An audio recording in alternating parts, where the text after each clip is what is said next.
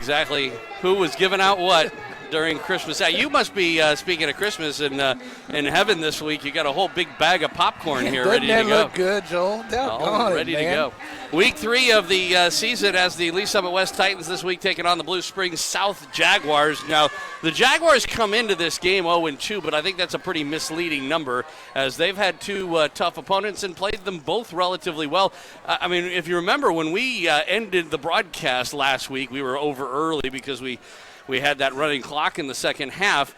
You know, we had just beaten Fort Osage pretty strongly, and Ray-Pec was just kicking the crap out of Blue Springs South. Well, I woke up the next day and saw the final score. It's 42, like, wow. 35. Yeah, it was close. And I tell you what, and we'll talk about this a little later. I've already shared it with Mark, but there was some little controversy last week at Ray-Pec. Was there really? Yes, there was. Now, they did, of course, by then they had their 2s in and so on, and then Blue Springs South turned it on. And Blue Springs South didn't sub. They had their number 1s going.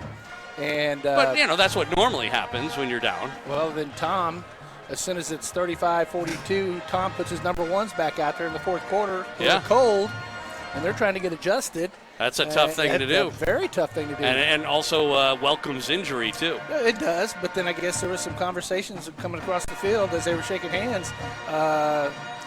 You don't want to play us again because we're not going to let up next time we play you. Huh. Because they're like, we had our number 2s in, and you still had your number 1s. What did they expect him to do? Give up? I know. Stop playing? I know. So that's one thing that the Titans should expect this week as well, is that, if we were fortunate enough to get up on the Jaguars, this is a team that doesn't say quit. No, exactly.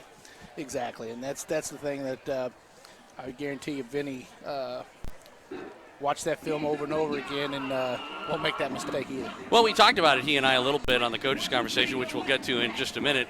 But yeah, he talked about the fact that they're prepared for this. One thing about it is that this is a Titan team that's now 1-1 with 2 very different games. Mm-hmm. But one thing that we kind of glossed over is the fact that one of those games was on the road and one of those games was at home, and we're back on the road. Right. And so, how much of last week was the team getting their act together? How much of it was being in a more familiar setting? How much of it was Fort Osage is having an awful year so far? Well, I would first off, I'd start off with your last statement. Yeah, that's probably one of the worst teams that I've seen come out of Fort O. Absolutely. It's funny. I was looking. We were talking about could we ever remember a time where the Titans had just walked all over a Fort Osage team? There were some scores that were very lopsided. Like if you remember last year or the year before, I think the final score was 39-9 in that game. But it's very misleading because it was a 10-9 halftime lead, and then we ended up getting some. Wasn't that when we played over at William Chrisman because of the rain and stuff? I don't think so. Because we did play Fort Osage on a neutral site because of the floods. It was the one that we. Now this was the first one in their newly done stadium. Gotcha. Was the 39. And then there was one a few years ago where it was like 42-13 or something. That might have been the pickup truck game. Does that sound about right? The pickup truck game, was that like a 42-13, or something like that? Yeah. That's what I thought. So there were some games where the final score was lopsided, but there were never any games that were like that where they were over in the first quarter. Exactly, like this team was. Yeah. And so we'll see. I think that did have a lot to do with it. And on the other hand, it's still a good confidence boost for a Titan team. Right. The question is, do they come into this game thinking they have already won it, or do they use it as a building block? You know what? I don't think so, just mainly because of what took place last week. But again, though, I mean, we've always had great competition against Blue Springs South. And, the one thing that I'm noticing right now is Blue Springs South just entered the field. Yep. Their numbers are down. And it doesn't they're green. The numbers are green.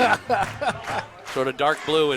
But it's not the number of players that they've had in the past. Actually, those are very similar colors to the Tulane colors when I was in college. Olive green and sky blue were the Green Waves colors. That's not exactly it, but it was close.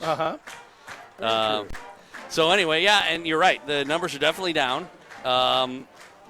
We'll kind of see how, the Titans, they oftentimes do travel very well, but we'll have to kind of wait and see what sort of crowd we get here. That may make a difference as well. It could.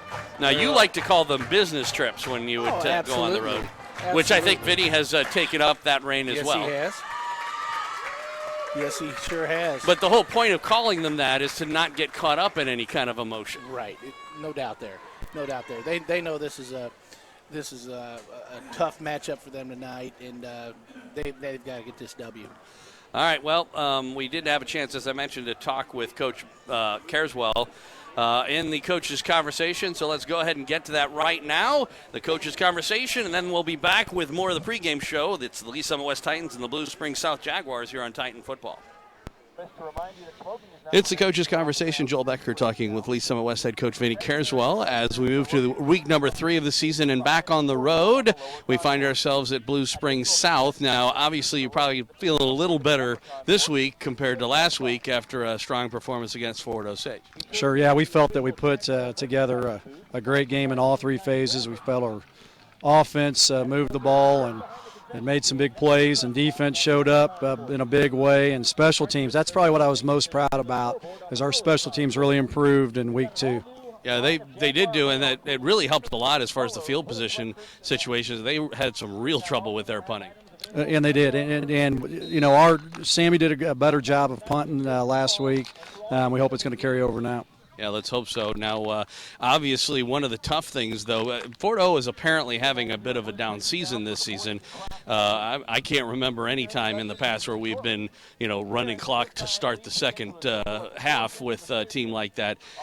And then you turn around and play back up in Class 6 in a team that's always tough. That's got to be difficult to make that transition. Yeah, sure. Coach Klein, the new head coach at Blue Springs South, you can tell he's done a good job in turning the program around here and getting Blue Springs South going. They're improved.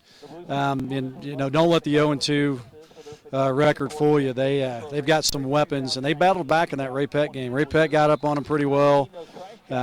Ray Peck put their number 2s in, and then Blue Springs South took advantage. They didn't quit. That's what I noticed. They didn't have any quit in them. Yeah, I noticed that too, because when we went off the air, it was like 45-13 or something like that. And then when I woke up the next day and saw what the final was, I'm like, wow.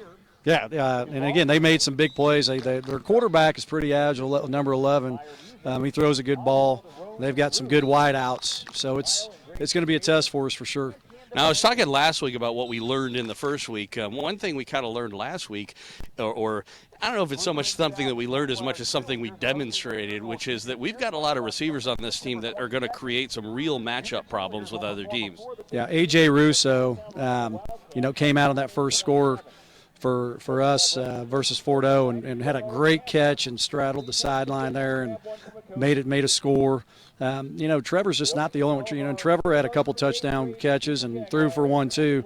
We've got several receivers. Grant McAtee had a great game, a couple TDs, so we can spread it around. On the other hand, Taylor, probably a down week for him. He had a couple big runs, and again, they were focused on him, and I think that opened up that passing game. Well, that was what I was going to say, was that, he showed himself to be such a weapon the first week, the same way as they double-covered Trevor in the first week. They were basically keying on our running game, and that really helped open things up, and it just goes to show that as long as we have a lot of weapons, that we're going to be tough to stop. Yeah, and again, I was really pleased with our offensive line, too. They gave Sammy plenty of time. And then there was a few times he had to escape, and that's what he's good at. He escaped, and he made some great throws, under pressure. So we're excited about that.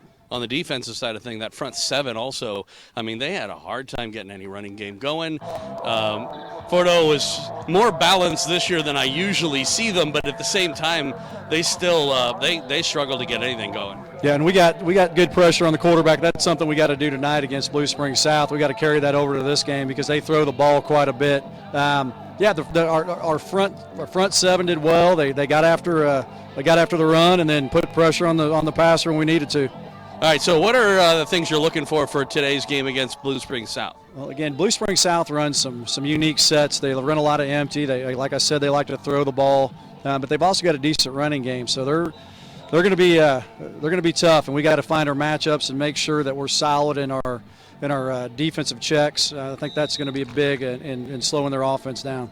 Now, last week we did find that we play very well at Titan Stadium. This is going to be our next chance to prove that we can also go on what my partner used to like to call business trips. Yeah, this is a business trip, and that's exactly what I said on the way out here. This is a beautiful stadium. Again, this is a proud program. And, to come into a place like this under a little pressure, I think is good for our kids, and we're ready to go. Any injuries? No injuries. All right, great. And the weather, once again, we've been really lucky with that. No big storms like last night. It should be very pleasant. Yeah, gentle breeze. I don't think that's going to play a big factor in special teams. But beautiful night for football. All right, it should be a fun one. Good luck. Thank you, Joel. All right, that's Coach Kenny Careswell. I'm Joel Becker, and this is Titan Football, a presentation of Backport Sports, Beck Bros Productions, and 810varsity.com. As time goes by, life seems to get more and more hectic. If you'd like to escape for a moment, the good old days are alive and well on the internet at heartlandmemories.com. At heartlandmemories.com, nationally award-winning writer David Lewis brings you memories of his life and times in the heartland of America. David's vocal style and masterful storytelling can often weave laughter and tears in the same tale, with his poignant and humorous recollections of days past. There was a time when we didn't Twitter, tweet, and email.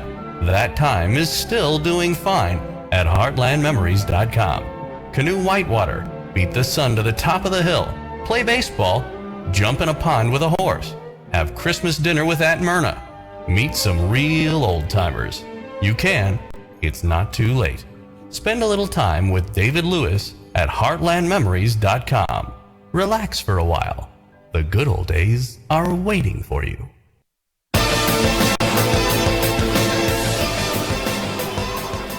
Welcome back out here to Blue Springs South. Joel Becker, Coach Royce Bame, Lee Summit West, and Blue Springs South. The Titans and Jaguars at midfield right now for the coin toss. They're still doing the sportsmanship toss as now the coaches head back.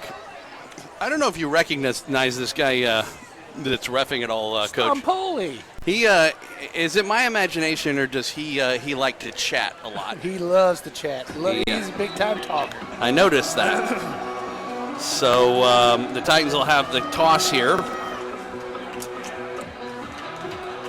And they have won the toss and deferred, so we will see Blue Springs South on offense when we come back. It's the Titans and Jaguars, Game 3 of the 2019 Class 6 Misha season.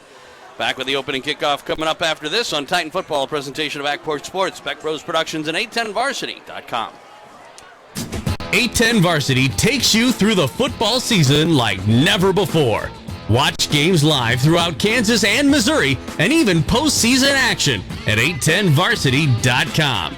Plus live tournament brackets, top 25, Elite 81 All-Metro team, live scoreboard, stories, and more. Check out Kansas City's new home for high school sports coverage, 810varsity.com.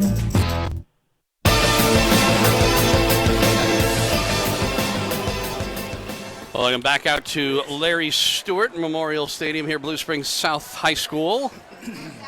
And Joel Becker along with Coach Royce Bame trying to find a good spot to stand. I tell you what, it is. We've had obstacles the last couple weeks, haven't we, Joel? At times, yes, we have. But I tried to give you a lot of space to work with. I tell you what, you gave me about 20 foot of space. Isaiah Frost heading back deep for the Jaguars to field this. Along with, I believe, MJ Overstreet to his right.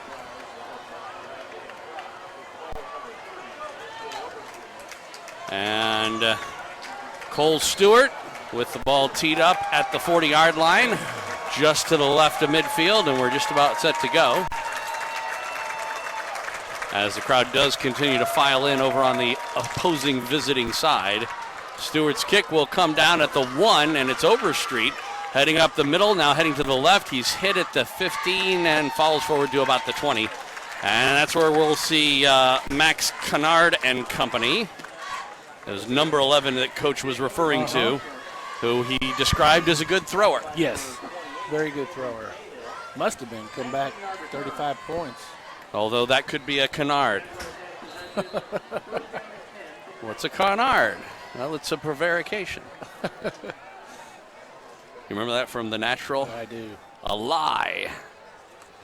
So they come out with a pistol formation, and on the first play action, rolling to the right side, and Kennard throws. He's got a man. It is caught over by Frost on the near sideline. Goes out of bounds on decent coverage by Cahill. He was right there on the play, but it's still good for 9 yards. It'll be second down and very short. Yeah, it was very nice touched pass right there. Actually, they're going to give him the first down. They gave him to the 30. So it'll be 1st and 10. And like Coach said, they come out with some interesting formation and plays already with the sort of naked boot to start off with. Hand up the middle, nothing there on the give. I believe that was Rick on the carry. And he gets almost nothing, so at least from a defensive standpoint, the run defense picking up where they left off. They are picking up where they left off. Force, Benedetti, Basil Carswell up front for the Titans. Ramsey, Peck, and Glasgow, the linebackers. I think that's the big key tonight is how tough this defense plays. Carswell showing blitz coming off the left side. Here he comes. They double team him. Throws incomplete as he had a man over on that far side. It was Fellers on the attempted. It was the intended receiver. And I tell you what, there was a slot receiver running a seam route that actually had an opportunity. Yeah, looks like he had a step on him. Now, to his credit, the defender saw where the pass was going and kind of left him. And maybe if the quarterback hadn't kind of telegraphed the play. But 3rd and long, back to throw Kennard. Looking over the middle, throw in, and it is caught. Or did he catch it? Yes, he did. By Isaiah Frost again. And again, one of those nice touch passes went right over the top of Cam Carswell's head. He got the arm up and tried to bat it out of the way, couldn't quite do it. It's up to the 46, 1st and 10 for the Jaguars. And Frost made a good catch. I wasn't sure if he was going to be able to get both a leg in bounds or hang on to the ball. Hang on. And he did both of it. Pistol formation. And on play action over the middle, Frost another catch.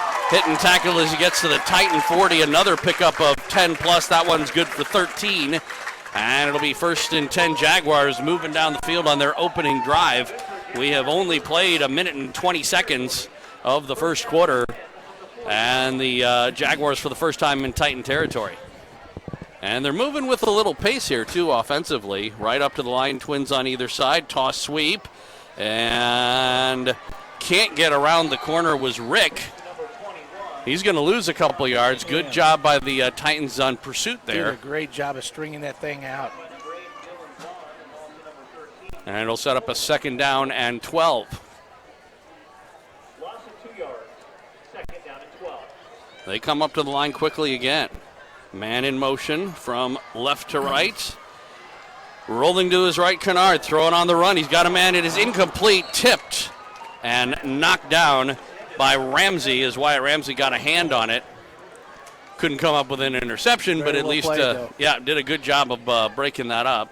And hopefully we'll put a little thought into the head of what happens in a play like that is that it makes the quarterback a little bit more leery of throwing balls over the middle like that. Yeah, and it becomes more of a touch pass, and does he force it? Does he underforce it?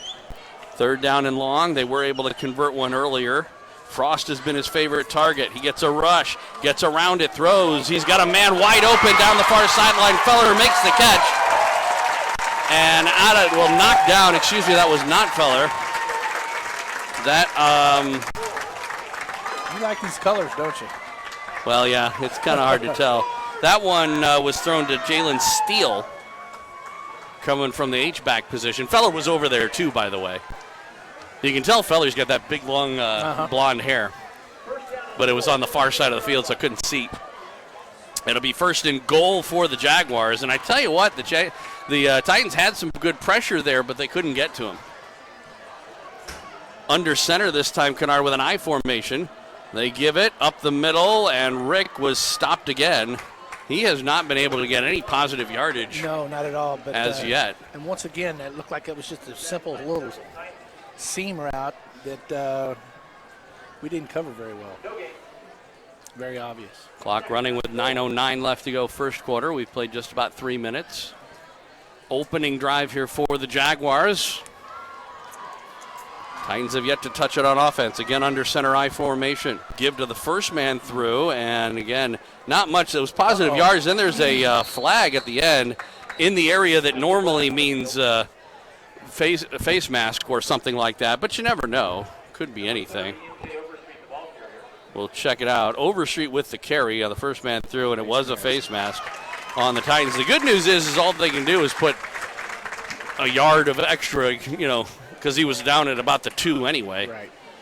And it doesn't give him an automatic first down, but it does, I believe, keep the down the same. Second. So it'll stay second and goal. Second and goal from just outside the 1. So one man wide out to the right. Everybody else is bunched up in the I. Again, Overstreet trying to push the pile through, and they do. Waiting for the official indication. Touchdown. Touchdown, Jaguars. MJ Overstreet from the fullback position gets the Jaguars on the board first. They lead at 6-0. Pretty impressive drive. Very impressive drive. And no doubt, quarterback's got a great arm, great receivers. Went right down the middle. Now the Titans did have the Jaguars in 2 third and long situations, but they were able to convert both of them. Extra point attempt by Harper with Kennard holding. The kick is up, and it is good. So 8:31 left to go here first quarter. The Jaguars jump on top on their opening drive. They leave it 7-0. This is Titan Football, a presentation of Backport Sports, Beck Rose Productions, and 810varsity.com. Whether it's a car accident, storm damage, or a fire, when the unthinkable happens, it doesn't matter if you saved money in 15 minutes. In this moment, it doesn't matter if your neighbor has the same insurance you do. In this moment, what matters is that your independent insurance agent and the company that stands behind them have you covered. Auto Owners Insurance, the no-problem people. Visit Briar Payne Mead Insurance in Kansas City today at bpminsurance.com or call 913-402-9576. That's 913-402-9576 and ask about Auto Owners Insurance today.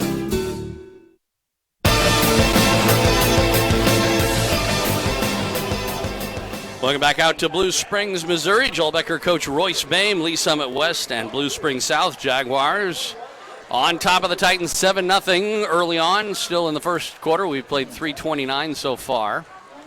And the Titans are going to get their first look on offense. We'll see if they have an answer to that opening drive from the Jaguars. Yeah, we'll see here. I didn't get to see any kicking before the game, so not for sure how good the kicker, how deep he's going to go with it. But the way that they're standing.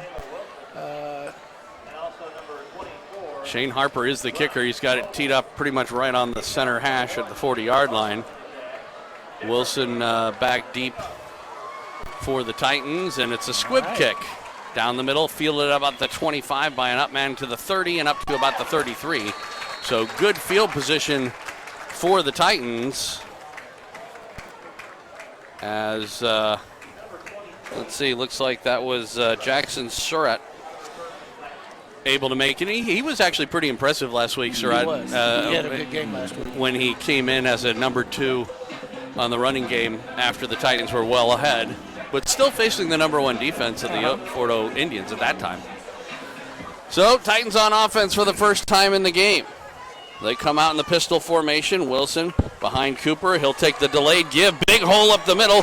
He cuts to the left side, gets hit and tackled as he got across the first down marker to the 44. Pickup of 12. That was great action in the backfield. Sammy Cooper did a great job of really selling that pass there.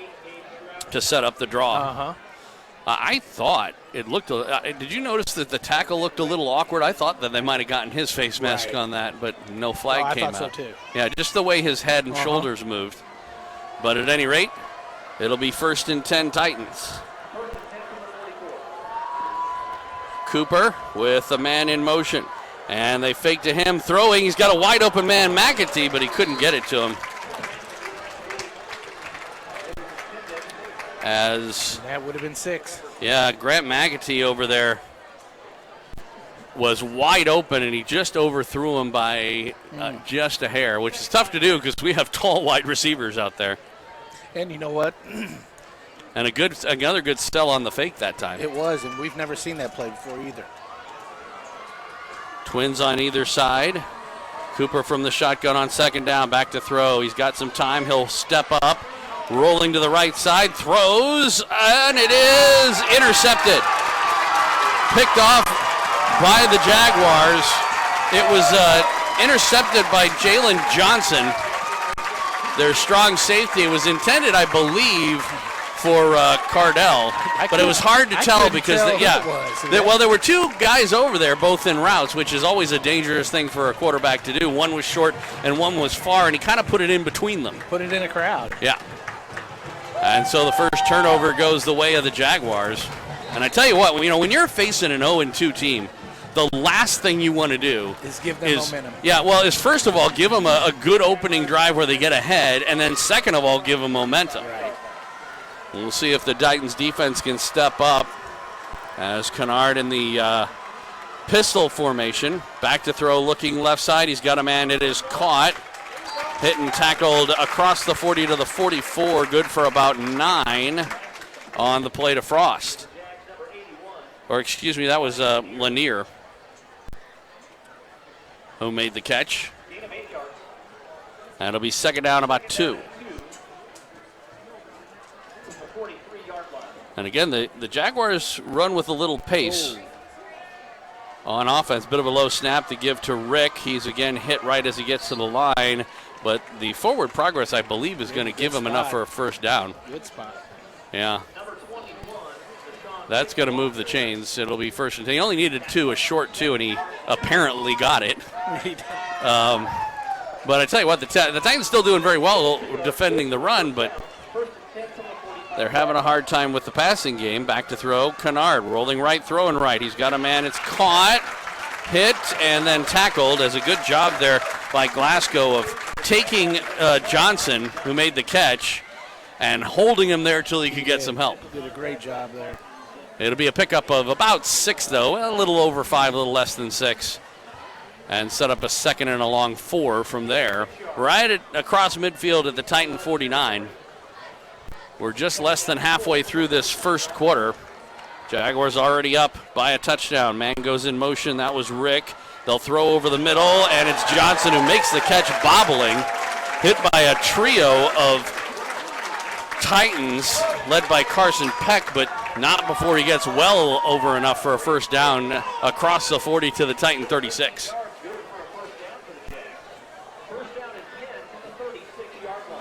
Again, heading up to the line quickly are the Jaguars. Same formation, Twins with a pistol formation. Rolling to his left this time. Stepping is Kennard. He'll step into one down the middle of the field. It is popped up in the air and intercepted by the Titans. It was Cam Carswell who came all the way back from a defensive line position, and actually it was tipped up in the air, and somehow or another he managed to run under it and come away with it. He sure did. Wow. Superman? Well, it was an ill-advised throw because he just basically threw one up into center field, and that's always going to be. The funny thing was, though, is that his receiver actually could have come down with it. Right. They're going to take a break now for the water timeout, even though it's a pleasant evening, but they still do that in the first 3 games of the season. But at any rate, getting back to the play, he sort of threw it up, and there were plenty of Titans over there, and that's what happened was even though the receiver had it in his hand, the defensive back came over and got enough in his way to just pop the ball up in the air as he hit the ground.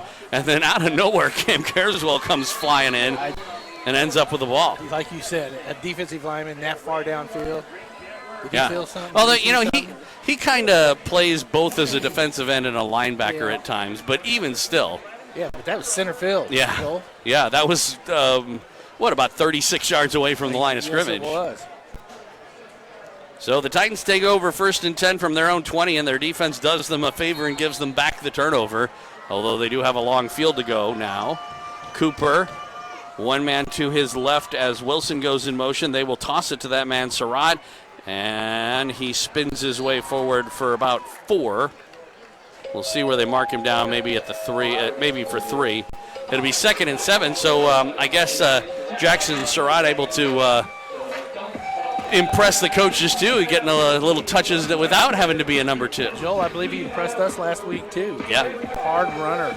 Well, we already said he impressed us. Yeah. That unfortunately doesn't get you any playing time. Second down and 7. They got 4 receivers out to the left side, one behind the other in twins. Empty backfield for Cooper.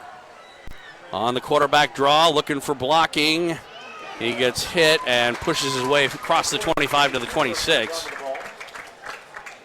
It'll be another gain on the play, but it'll set up a third down and about 4 from there.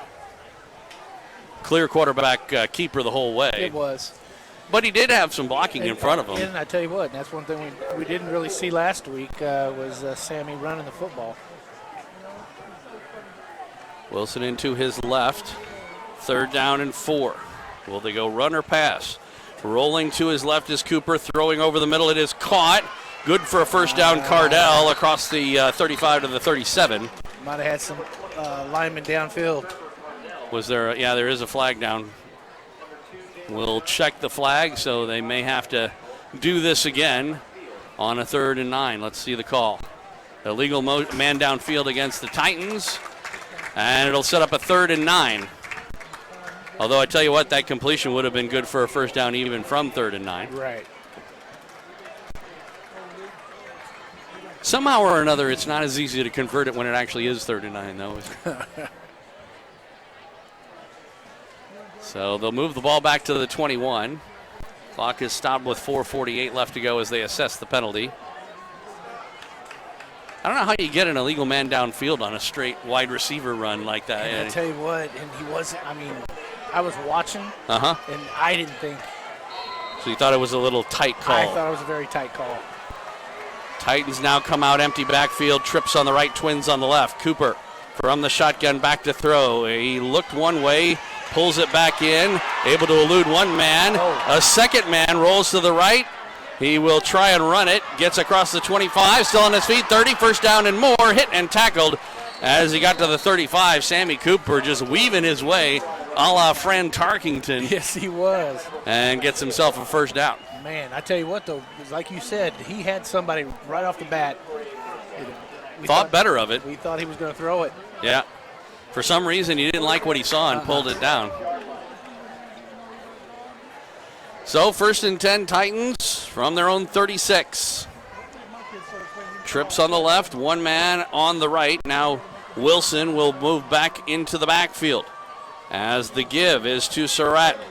He was looking to come off of a block by Wilson. Unfortunately, it was the defender that came off the block. It sure was. And he makes the hit, but they still got about 4 yards on the play, 2nd and 6. He did. Probably should have kept that one outside.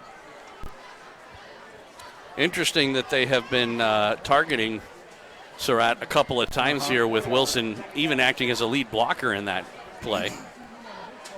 Taylor had a pretty good run earlier in this game. He is in a pistol right now on 2nd and 6 with an H-back to the right. And on the option, Cooper makes a great play.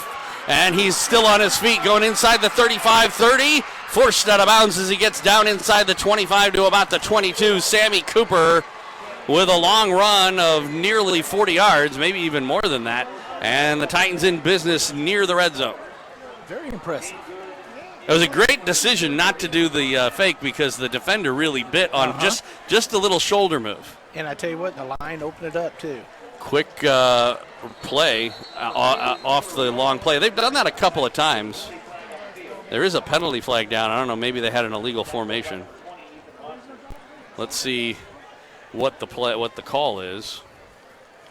It's 12 men on the field against the Jaguars. That's why they hurried up and got that play going, apparently. They tried to make a substitution and weren't able to get the guy off the field. So that'll give the Titans a free 5 yards, put them in the red zone, and it'll be 1st and 5 from about the 17, 18, by the time they're done with this.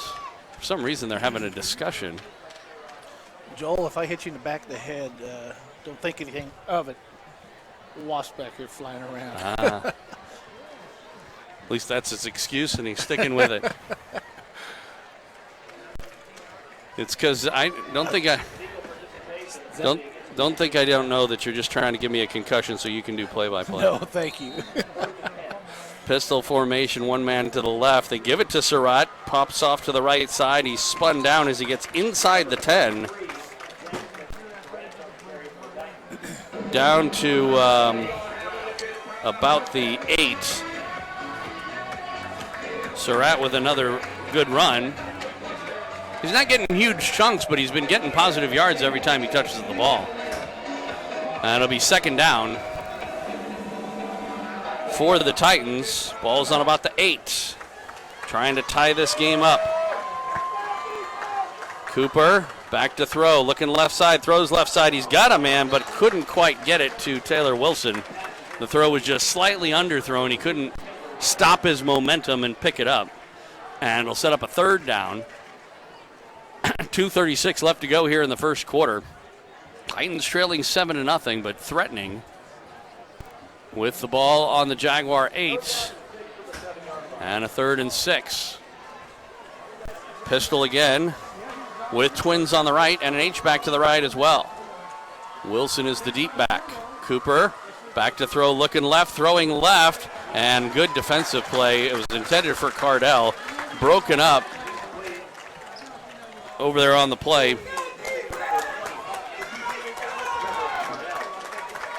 And they were looking for a flag, didn't get one. There might have been a little contact, but it was... Was that Frost?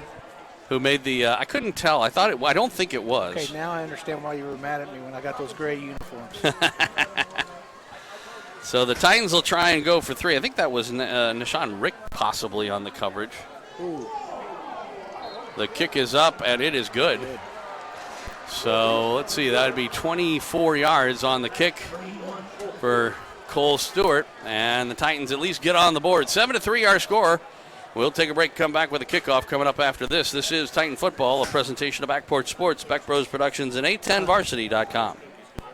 Cryotherapy is an amazing recovery tool for athletes at all levels, and Casey Cryo in Lee Summit has the latest technology for athletes to recover in a quick and natural way. 3 minutes and a state-of-the-art nitrogen-cooled cryo chamber helps aid muscle soreness, joint pain, raises energy levels, and more.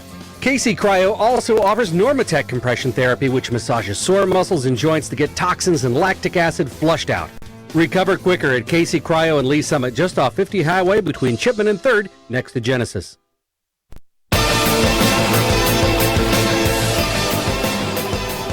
Well, the Titans come back and at least get on the board. They do a good job of getting themselves some points, but it would have been nice to come away with a tie game after that. Unfortunately, couldn't force that. And an interesting call there, though.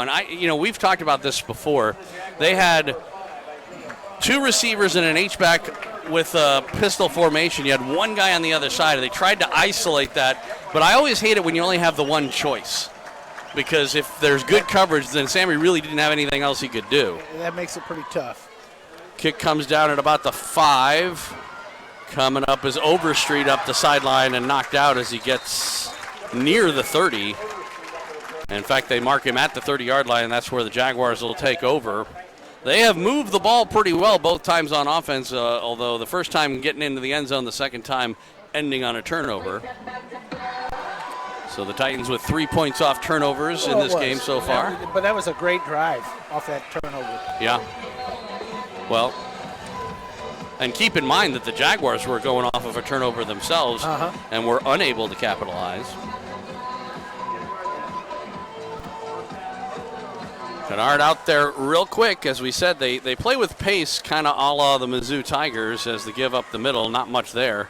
Titans have been very good up front. Their front 4 has really dominated. Limbo's done a great job of getting these kids ready to play.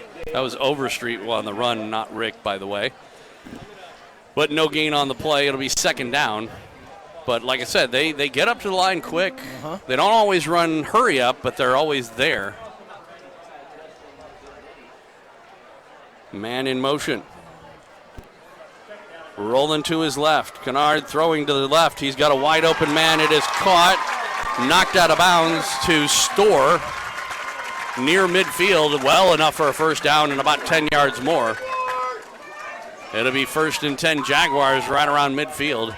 And there have been way too many times in this game where they have had wide open receivers. And I tell you what, it's like a 3-level pass pattern right there.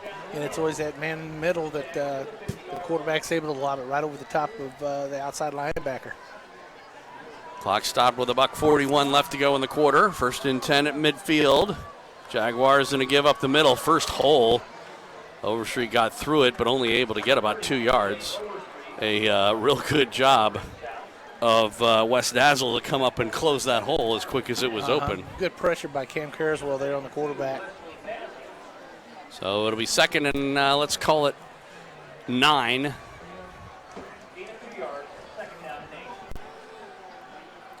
Again from the pistol, rolling to the right side, Kennard looking to throw on the run. He's got a man, but incomplete. It was intended for Lanier, and he did have a step. He was open. A good throw would have been a completion. Cahill was over there, but not right on him. No, that ball was thrown out of bounds. Yeah, he unfortunately put too much on it. I noticed that they like to get Kennard moving, and he throws very well on the run. He does throw well. 3rd down play. 3rd and a long 8 or a short 9. Titans show blitz. Here they come. Picked up pretty good. Throws. A wide open receiver again was Storr, but he overthrew him again. I think Cam Carswell might have tripped right there. That was his guy. There may be some trouble with footing because it looked like the receiver Storr also kind of lost a little footing. I don't think he would have caught it anyway, but he stumbled a little bit. So it sets up 4th down. Looks like a punting situation.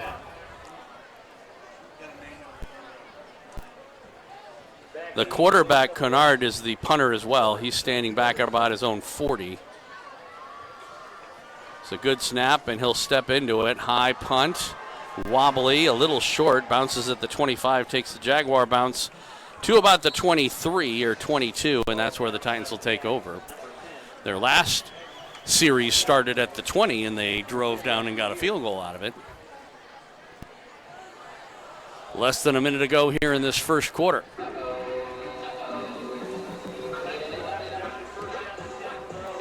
The Titans certainly have looked like the more balanced team. They have. But the Jaguars have moved the ball better overall. Haven't seen, other than one, we haven't seen a whole lot of big chunks out of the Titans so far. No, just Sammy on that last series. Comes out in the shotgun pistol formation with Wilson behind him. The H-back to his left. Single wideouts, give up the middle. Wilson spins off of one guy. Oh, I take it back. I was fooled by the fake handoff. It turns out to be a toss over to Donahoe. And he will get out to the 35-yard line, move the chains, 1st and 10 Titans. Man, to trick you, Joel. He did. Did a good job. I was going to compliment Wilson on his spin move, and then I wondered why he wasn't running anymore. 1st and 10 Titans from their own 35. This time on the run pass option, it is a toss near side. It is complete. Up ahead for Baggett, and he'll get across the 40 to about the 43. That's what happened the first time around, the old run pass option, and Sammy pulled it back. Did it the second time as well, and then basically waited for the lineman to commit and tossed it over him right to Baggett. It's always nice to have that option to run or throw the ball. 2nd and short. Give up the middle. This time it is Wilson. He's got some running room. Broke a tackle. He could go to the house. 20, 15, 10, 5. Touchdown, Titans. Taylor Wilson.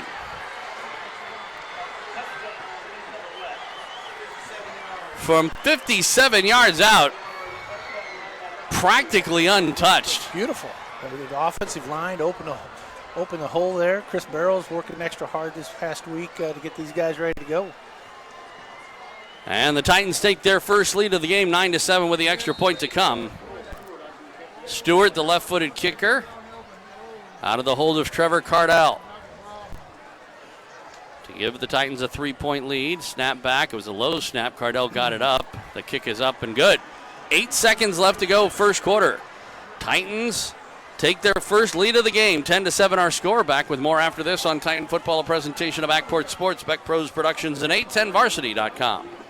Core Civic is proud to support Lansing Athletics. Core Civic is America's leader in partnership corrections, operating over 60 facilities in nearly half of all states. Learn more about Core Civic job opportunities at corecivic.com. You can apply for a rewarding position as a correctional officer, a nurse, or a school teacher, just to name a few. Your next career could be in corrections with Core Civic. Visit CoreCivic.com. That's CoreCivic.com.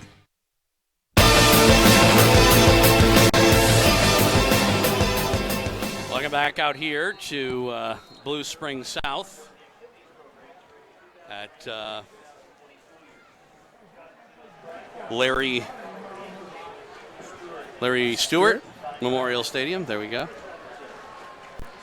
Just a few seconds left to go here in the first quarter. Titans taking a page out of Blue Springs South playbook, not giving up after falling behind 7-0. They've scored 10 unanswered, lead at 10-7.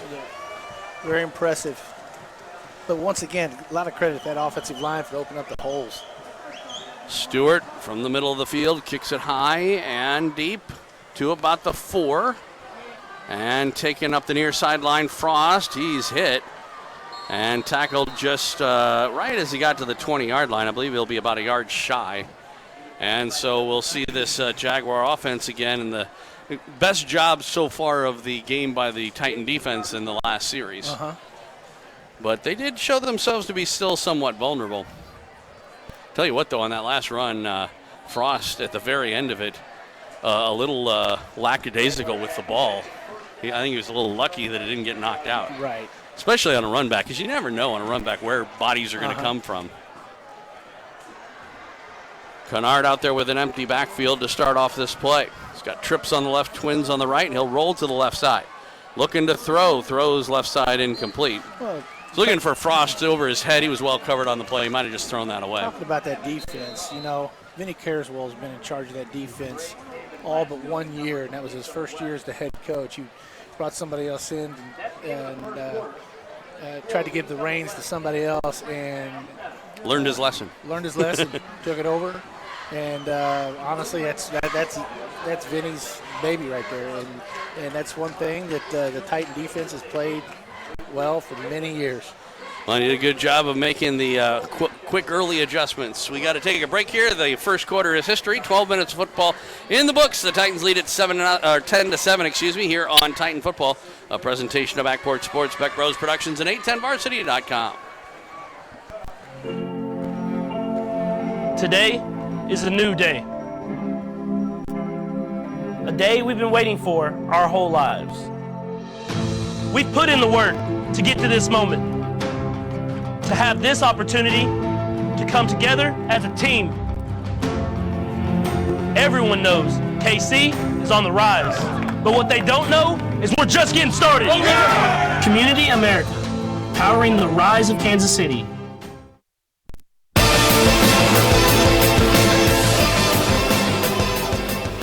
Back at Blue Springs South. Jaguars, the throw on the right side incomplete, looking for Frost, but good penetration that time by the Titans, really sped that throw up before he was ready. Heat him up. But once again, Joel, when he's sitting back in the pocket like that, I think it's better when they roll him out. 3rd and 10, ball on the 19-yard line. Here for the Jaguars, trailing now 10-7.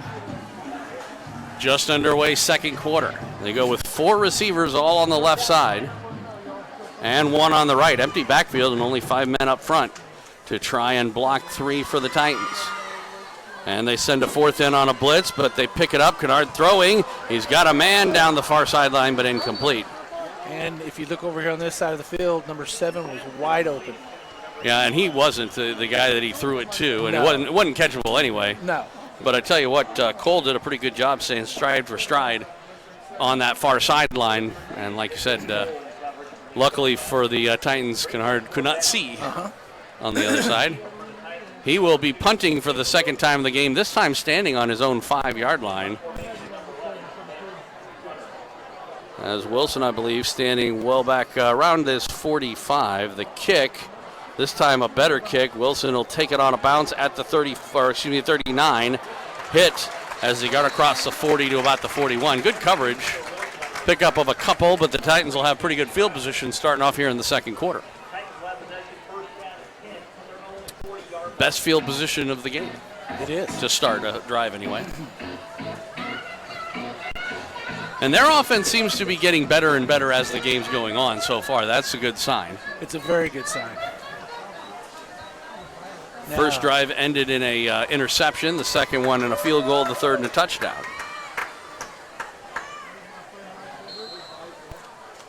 From their own 41, they come out in the pistol with trips on the right. Cooper rolls to the left side on the option. He is going to toss it to Wilson, forced out of bounds as he got up near midfield. That's a nice play. Yeah, it ended up going 8 yards. I don't know if Wilson ended up getting a whole lot more than Cooper was when he tossed it back. It was close. He might have gotten an extra yard or so. Looked good. Yeah. And a lot of confidence by Sammy Cooper there, too, to just toss it back that way. I would have been afraid by then that Taylor wasn't even paying attention. He tossed about back there about 3 yards, didn't he? At least. I was thinking more like 5. Second, let's call it 3. Again in the pistol. And this time it's a straight give. Wilson up the middle, and he, I believe, is going to get the first down. Only needed a few, and they'll move the chains. 1st and 10 Titans. Joel, did you notice there Wilson clamped down on that ball pretty hard? Looked like Sammy was trying to pull it. I think he might have been. That is all. That's one of those things that always strikes me as funny about that run-pass option play in general. Is you never really know. This time it's a straight give again to Wilson, who finds himself a pretty good hole. There's a flag down, though. It comes down late as he gets to about the 42 of the Jaguars, but I believe this one's coming back on a hold. It occurred a little downfield, so it won't be as bad as a straight holding call, but it's still going to set up a first and about 16 or so back in Titan territory. They're putting the ball down on their own 44. They need to get to the Jaguar 40. Just underway, second quarter. 11:08 to go in the half. Titans with the first down and long. But anyway, just talking about that run-pass option, there's no really easy way to do communication between, running back and quarterback as they play action. Being chased is Cooper. He gets around one man. He'll throw, and it is incomplete. But a good job to just throw it away, get rid of it. Russo was the intended receiver, but he saved quite a few yards by just throwing it to him. Unlike in the NFL, when once you get outside the tackle box, you can just throw it out of bounds. You can't do that in high school. And you can tell he had his eyes on Cardell downfield. Yeah. But anyway, on that run-pass option, you always wonder about that, how I'm surprised we don't see it more, where you get either one or the other guy ripping it from the guy's arms.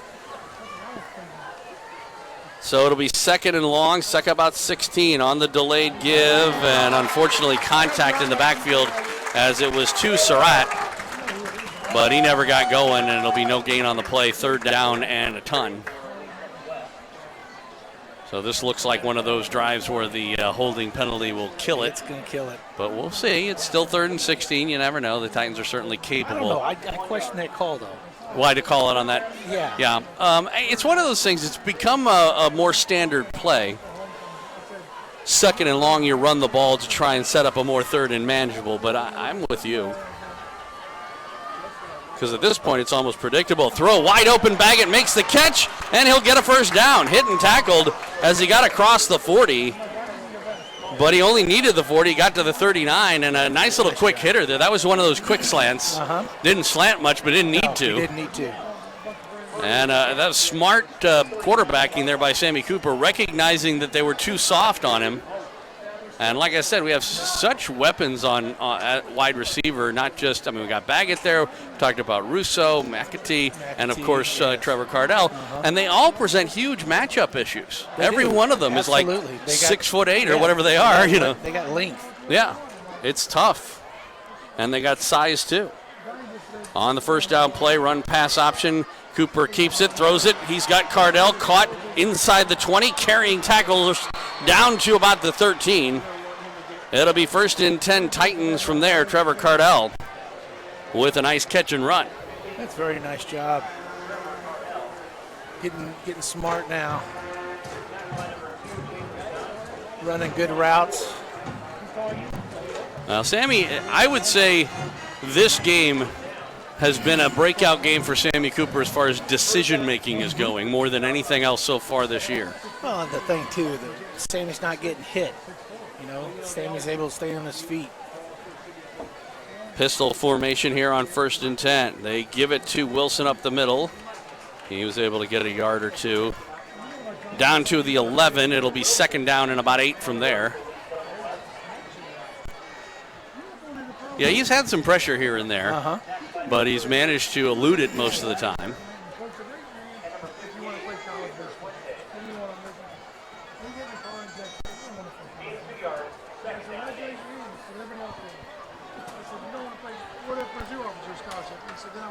Second down and long. Toss Surratt, left side. He's got some blockers in front of him. Heads toward the wall and ends up being forced out of bounds inside the 5. They'll mark him down at about the 5, maybe the 6. And it'll set up a 3rd down and short for the Titans. 3rd down and maybe about a yard.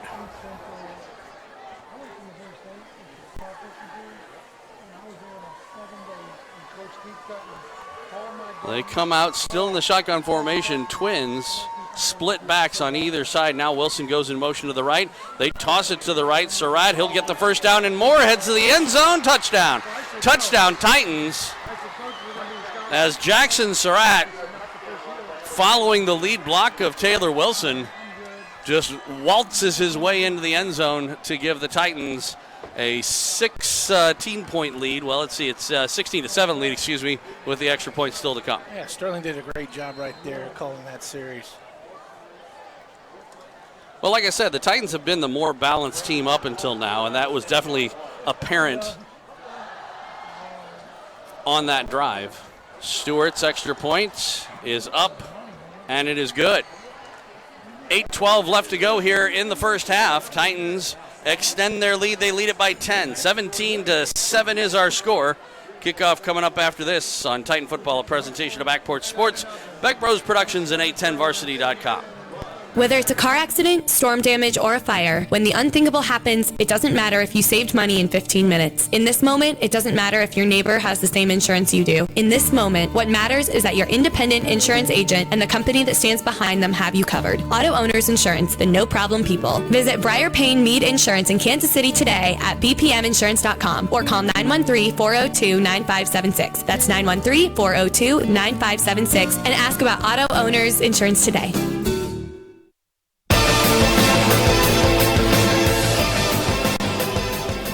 Welcome back out to Blue Springs South, Larry Stewart Memorial Stadium. Joel Becker along with Royce Bame here on Lee Summit West Titan Football. Titans on top of the Jaguars. 17-7 our score with 8:12 left to go here in this first half of play. Stewart, the kickoff, a low kick. Picked up at about the 11 by an up man, trying to go toward the middle of the field, trying to outrace the coverage, going backwards, hit and tackled back at the 5. They'll give him some forward progress, but it's going to be inside the 10 where the Jaguars will start out. Not probably the best decision-making there on that return. Although it is kind of interesting that they, this was their first kickoff into this direction. I didn't really notice that the wind's all that much of a deal. But the flags are dead. Right, but if you remember, the Jaguars did the same thing when they kicked that way. So I don't know. There's something that's telling these special team coaches to don't put it up in the air that direction. Yeah. For whatever reason. Not unless they're scared to death. Oh, got another water break. Looks like it. A little early. It's 8:04 left to go. That is to say, we've only played a third of the quarter. See, for all of you high school kids that says you'll never use that math that they teach you. Jeez. A third of 12 is 4 minutes. 8 minutes left. 4, 8, 12. There you go. You learned anything, kid? I'm never going to use that.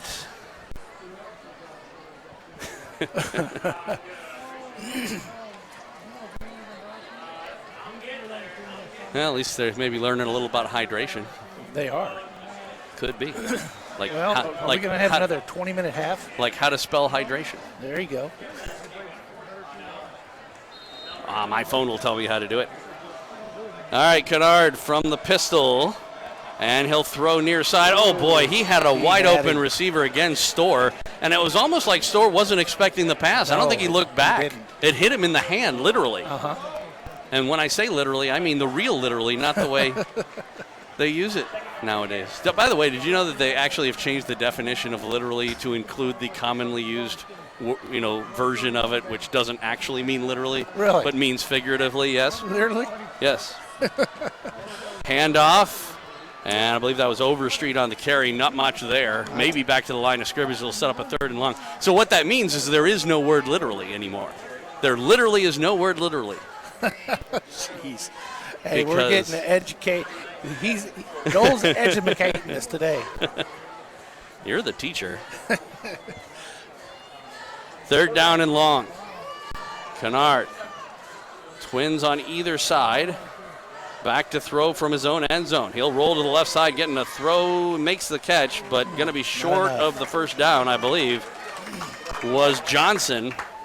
He needed to get to the 17. They're marking him right about the 17, but just eyeballing it, it looks a little short. And they are going to call it 4th down. And you got to punt from here. If it's inside your own 20, you cannot take the chance. You have to. I mean, even down 17-7. Especially as a first year. Yeah, it's the first. Brand new coach. Well, you'd do it. I would not. You'd run a fake punt. There you go. Now, keep in mind, they're actually going to go ahead and measure this.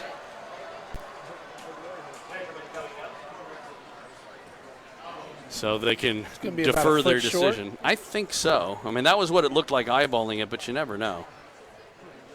Sometimes when they bring it over, but I would say more like 1.5 feet. Tell you what, sure wish we could see the chain crew. You're saying that you don't like the fact that they don't have a lit chain crew here? Well, the orange shirts I just delivered to Raytown. To their chain crew today, some orange pullovers. It says chain crew and staff. So they are sending the punting crew in. Now keep in mind, Kennard, the quarterback, is also their punter. So there's always the possibility. But it looks like, they're going to send the offense back on the field. They got about 1.5 feet to go. That is a huge chance to take, especially considering that the Titans have been stopping them on the run. Right. I got to wonder if even that's what they'll try and do. They may try and draw them off sides. Yeah, that was just, I think we were thinking the same thing. Kennard. So the play clock is at 15. And now they're just going to call timeout. So that is what they were doing to see if they could get them to jump. And now they'll call timeout. And if we were politicians, we would say they are going to call a timeout to talk it over and decide what they're going to do. But you and I both know they already know exactly what they're going to do. Exactly what they're doing. They're putting this thing. Which is, I mean, again, that's you just have to. With 7.5 minutes to go. Yeah. Second quarter. Well, you're taking too much of a chance. Is that, it's not like if there was 3 minutes left to go in the game and you were down by 2 scores, sure, go for it, absolutely. Right. Because, but the damage that you could do to yourself in this scenario is just too big. If you don't make it for any reason, and anything could happen. You have a bad snap, your running back could trip, whatever. Even if you thought you had a foolproof play, and then again, the history of the game would suggest that you're not going to make it anyway. Yeah. Now the biggest thing is making sure that you get the right people in the right spots. Yep, and be wary of a potential fake. Although the Titans could go after him too. He's standing at his own 3-yard line. The snap does come to it, and he does step into it. Nice high kick, actually. The Titans really didn't have anybody deep. It goes out of bounds. Could have been a lot worse for the Titans. They'll have pretty good field position at the 45. That's their own 45-yard line. But good field position for the Titans. Already ahead in the game, 10-0, and looking to add on with 7:16 to go here in the first half. You'll want to tune in at halftime. The boss, Grandpa Mark Files, will have all your stats for you. Yeah. And we'll see if we can't drag Taylor back up here to embarrass him some more.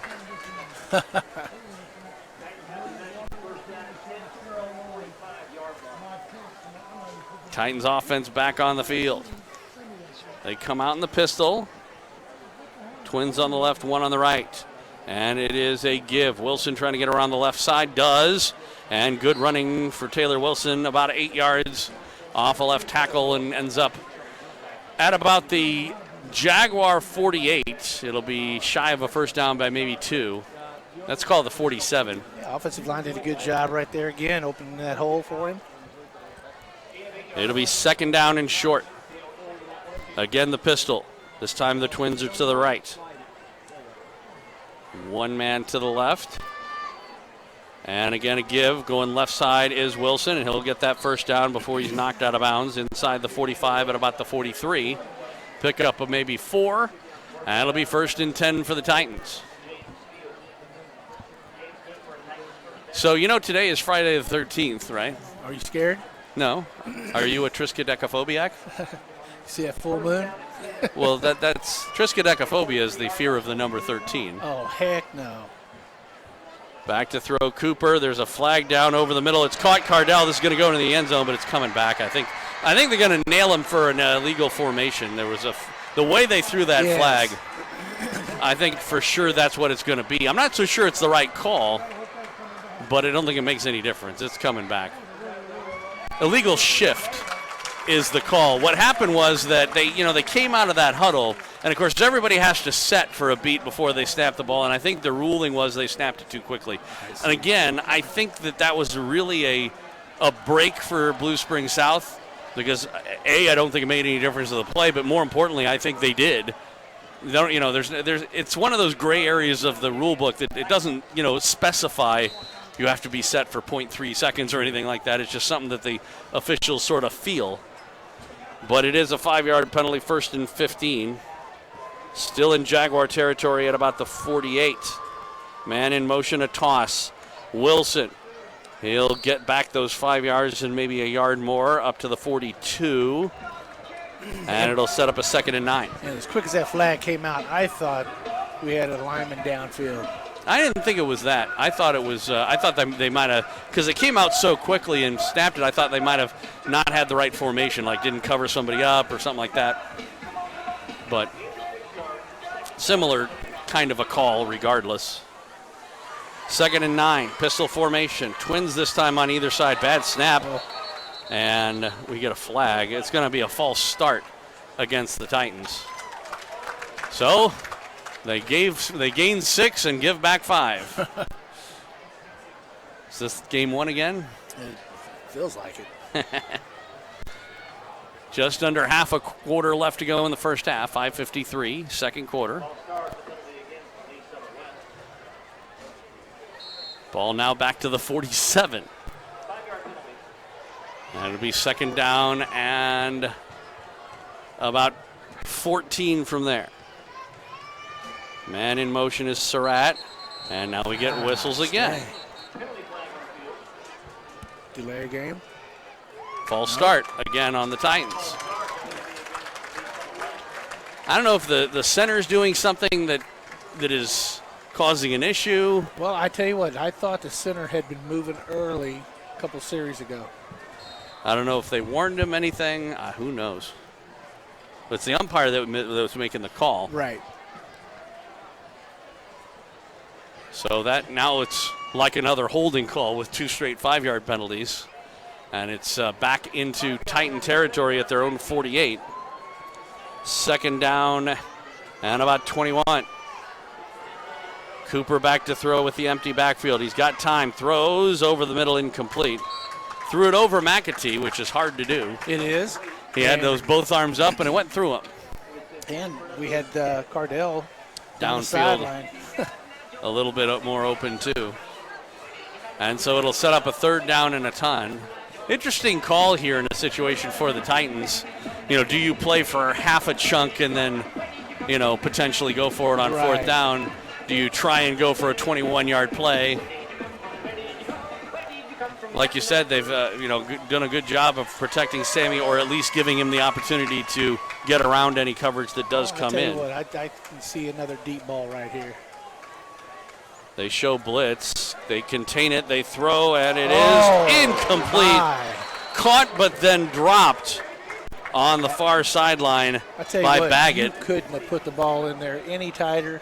I don't know No. what caused him to drop it. I don't know if he took his eyes off. Maybe he was looking downfield. Because he was double covered, too. Yeah. Like you said, he fit it in there. So it'll set up a punting situation for the Titans. Boy, they sure imploded on that drive, didn't they? They sure did. Man. Cooper standing back at his own 35. Decent snap. He'll step into it. Spiral kick. Pretty good distance on it. It'll go and be down by the Titans at about the 4, maybe 6. I don't know. We'll see where they mark it.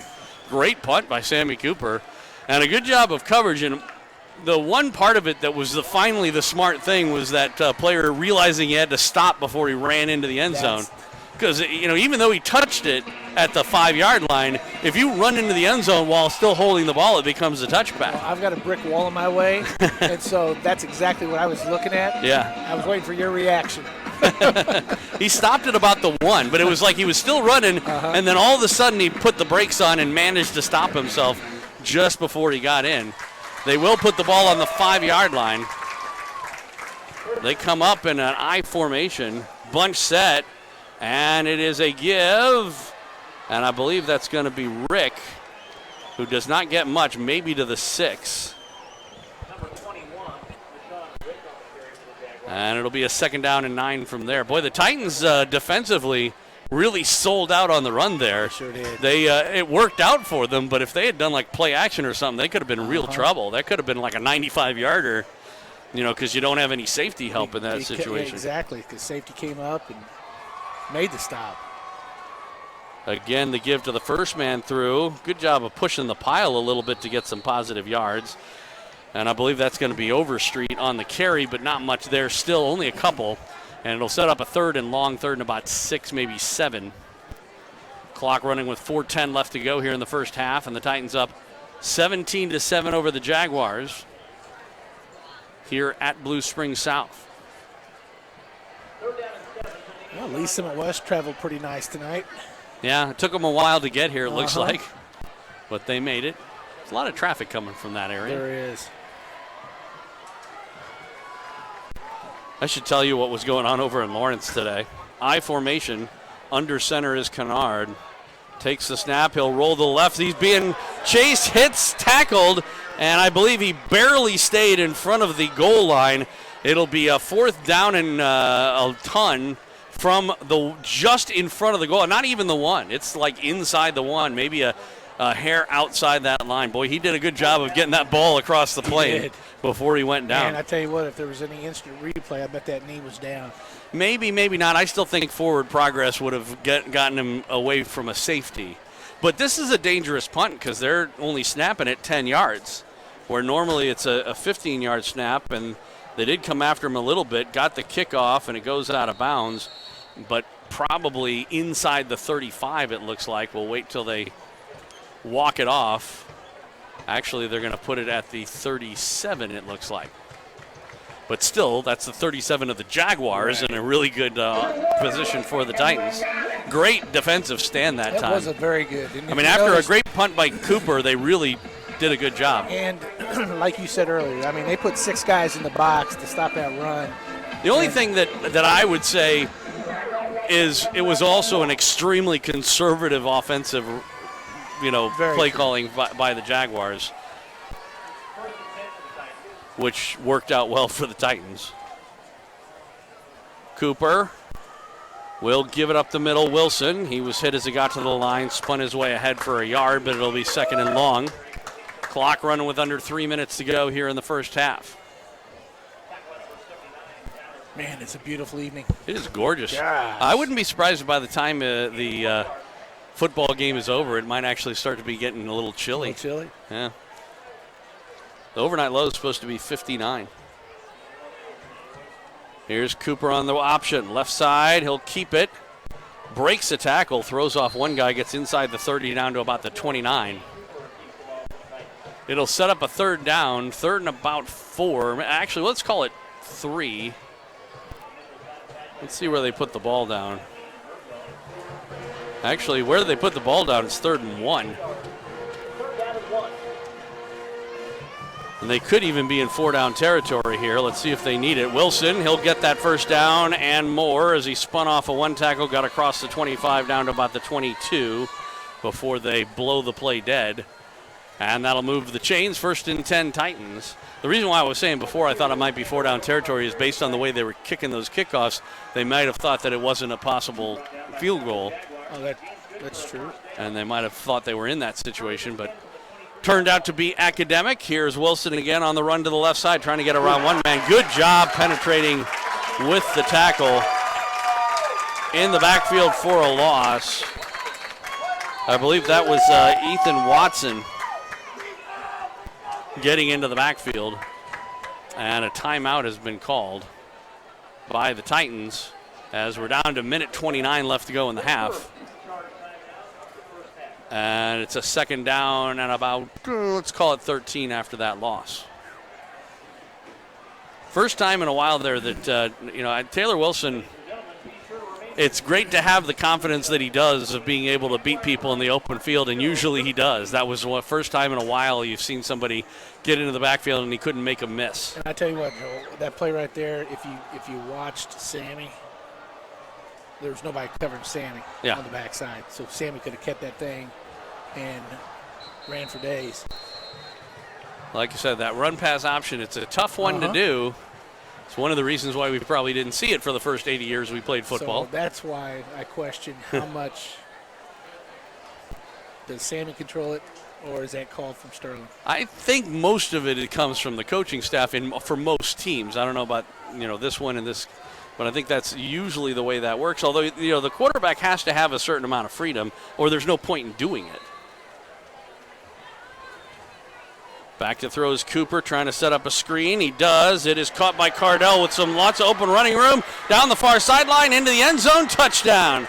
Trevor Cardell on the wide receiver screen. And boy, the Jaguars bit on that one. They sure did. And he walked basically untouched into the end zone. Beautiful setup. Great blocking.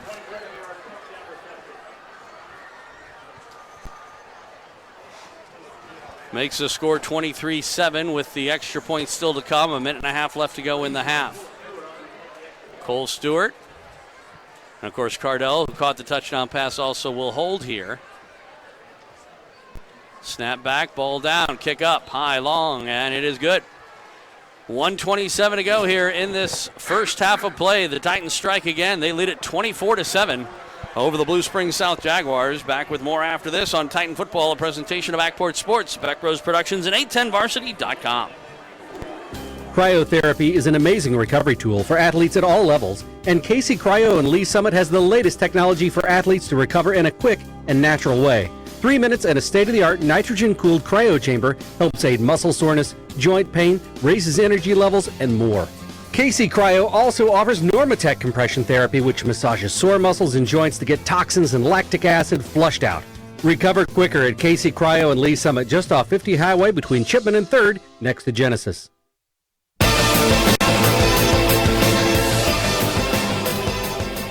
Welcome back out here to Blue Springs South High School. Joel Becker along with Coach Royce Boehm. Whoop, whoop. Yes, that was Coach Royce Boehm. Lee Summit West and Blue Springs South. Titans leading the Jaguars 24-7 late in the first half of play. Stewart squibs one taken by an up man at about the 24. Man, Joel, you're right. There's something to do. Because like you said, the flags aren't even moving. No. Squibbing on the same end. Yeah. It could be any number of things. The only other possible explanation is a sightline problem, that they don't think they'll be able to see, who has the ball or whatever, that kind of thing.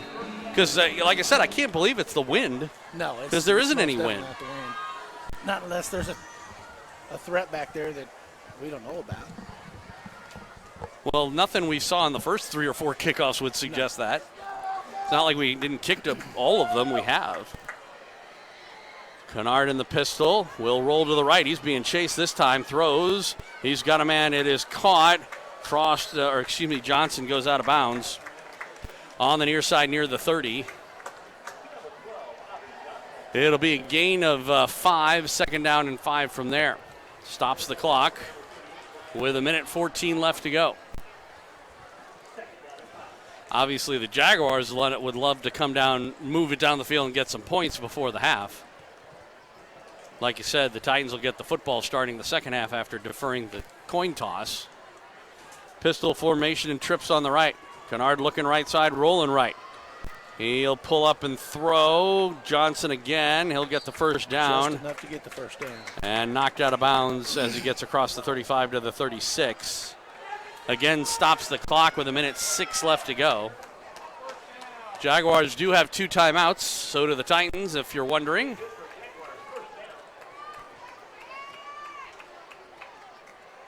First and 10 for Blue Springs South at their own 36.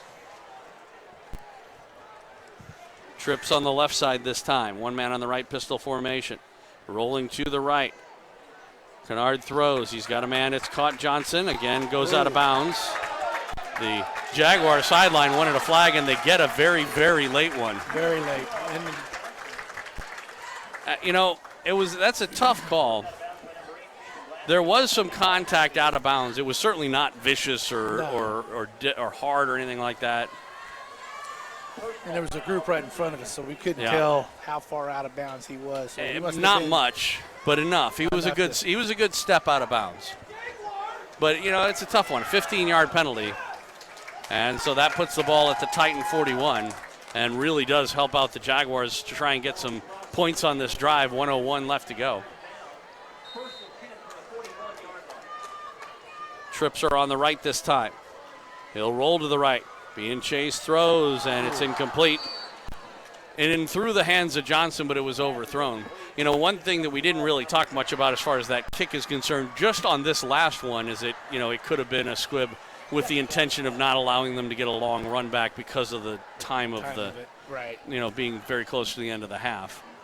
Although it doesn't seem to be helping them out very much right now, but that was the idea. Now, every one of these plays, he's been rolling to the direction of the trips. Now they have a man in motion to the other side. Boy, it looked like he was running forward. A caught on the throw on the slant pass, as that one was caught by Essex. First time he was targeted down to the 20-yard line, 1st and 10. Now, was it my imagination, though, or did it look to you like Johnson was running forward when they snapped that ball? I was looking for the flag right there, too. Yeah. It might have been if you're going to be that much of a stickler on the Titans coming out and causing the illegal shift for them, then you got to be a stickler. And it sure looked to me like he was going forward. And that's you move across, but if you start taking a step forward before the ball is snapped, or even as it's being snapped, that is an illegal shift. Yes, it is. And they didn't call it.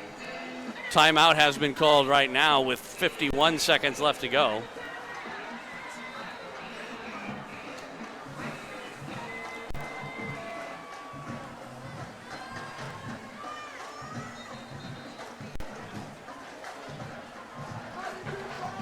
Oh, you know what, Joe? I bet it is another 20-minute half. Why? I don't know. Look at all the people lined up over there. Doggone it. We've lucked out for that. 20-minute half? Hey, it's fine. It'll give us a chance to have more Jersey mics, and it's going to be Mark Files' job anyway. So there you go. They may be doing like a cross-country thing. They were doing that at the beginning. Yeah, they got dresses on. Is this homecoming? I don't know. Seems a little early for that, doesn't it? I bet this is this homecoming? It must be homecoming. He just said introduction of the homecoming court at halftime. Yours is in October. Titans apparently homecoming's October. Did you know that homecoming is Coach Bame's favorite time of the year? Favorite time. He loved to be on the homecoming float when he was the head coach. That's why you never saw me. He looked forward to it. I was always in the semi. He was underneath driving the thing. They covered him in tissue paper so he would just blend in. All right, after the timeout, pistol formation, trips on the right side. Kennard from the shotgun rolls toward those trips on the right. He'll throw toward the end zone, and it is caught. Touchdown, Jaguars. Very nice throw into double coverage, but he put it right in. He did a great job right there. And for the first time since their opening drive, the Jaguars get back on the board. It's 24-13 with the extra point to come. That was a nice little bounce back for the Jaguars. A good drive It was. at the end of the half. Greg Smith is the offensive coordinator for Blue Springs Jaguars. He came in from Pleasant Hill High School. Harper out for the extra point to make it a 10-point lead for the Titans again. His kick is up, and it is good. 43 seconds to go in the half. Titans still lead it, though. 24-14 our score. Kickoff coming up after this on Titan Football, a presentation of Backport Sports, Beck Bros Productions, and 810varsity.com. Don't trust the biggest investment of your life to a part-time real estate agent. Trust the #1 team in Lee Summit and the entire state, the Rob Ellerman Team. The Rob Ellerman Team is the #1 real estate team in Missouri and number 12 nationally ranked in the U.S. with $1.5 billion in career sales. They are your real estate resource for buying or selling. They get you moving. Call anytime at 816-304-4434 or visit therobellermanteam.com. That's 816-304-4434 or anytime online. The Rob Ellerman Team, a proud supporter of Lee Summit area high school athletics.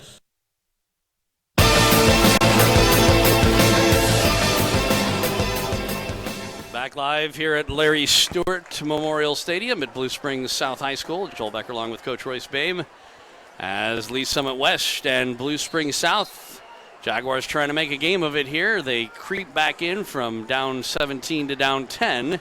24-14 our score. Now it's going to be a little interesting to see how the Titans handle this here. They've got, they're playing for what looks like a squib as far as the kickoff is concerned. But like you said, one thing that's interesting is they kick it high and deep. And it's going to bounce at the 5, and Wilson will pick it up at the 5, up the middle, out to the 15, and hit and tackled at the 16. And that may make a big factor in how they plan on doing this offense. If they had a good field position, I wouldn't have been surprised to see the Titans see if they could go for more points or at least run some good plays. And with Jaguars scoring right there. Right. Is their dauber down right now? Who knows? So anyway, there's 37 seconds left to go. And with the ball inside the 20, it's right around the 15.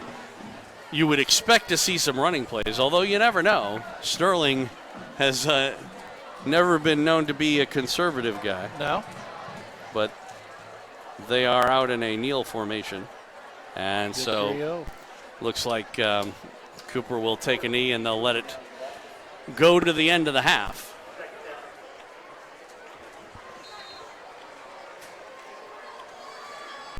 There's no need to snap the ball again. They're just letting the clock run out. Titans, of course, know they'll get the ball to start off the second half, and I'm sure that has a lot to do with the decision here. You'd have to go 85 yards, and you do have a 10-point lead. So the Titans content to go into halftime leading at 24-14. What are they waiting on? The clock to run out. It's out. Now it is. So we get to the end of the first half. Titans lead at 24-14. We'll take a break. Mark Files will join you at halftime here on Titan Football, a presentation of Backport Sports, Beck Bros Productions, and 810varsity.com. As time goes by, life seems to get more and more hectic. If you'd like to escape for a moment, the good old days are alive and well on the internet at heartlandmemories.com. At heartlandmemories.com, nationally award-winning writer David Lewis brings you memories of his life and times in the heartland of America. David's vocal style and masterful storytelling can often weave laughter and tears in the same tale, with his poignant and humorous recollections of days past. There was a time when we didn't Twitter, tweet, and email. That time is still doing fine at heartlandmemories.com. Canoe whitewater, beat the sun to the top of the hill, play baseball, jump in a pond with a horse, have Christmas dinner with Aunt Myrna, meet some real old-timers. You can. It's not too late. Spend a little time with David Lewis at heartlandmemories.com. Relax for a while. The good old days are waiting for you. All right, I got a message for you. Radio is the way to go if you want to advertise. Targeting your customers, any shape or size. Radio is a perfect way to tell them who and where you are. They They listen at work, they listen at home, and you got them in that car. You got to go with radio when you want to advertise. Here we go. Watch me now. Hard rockin', soft rockin', easy listening too. Up and down the dialer formats just for you. Country, classic, talk, and gospel stations. Every market across the land has got a station for your situation. The cost is low, and radio is theater of the mind. You can present your information with imagination. If you want to get your message across the airways with radio. Call them. They will come right over. Remember, you got to go with radio when you want to advertise. There are lots of stations just your size.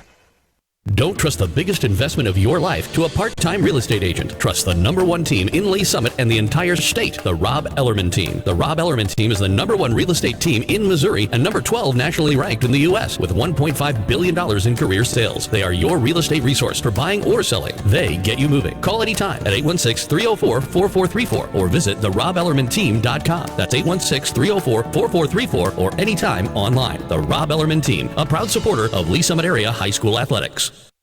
Core Civic is proud to support Lansing Athletics. Core Civic is America's leader in partnership corrections, operating over 60 facilities in nearly half of all states.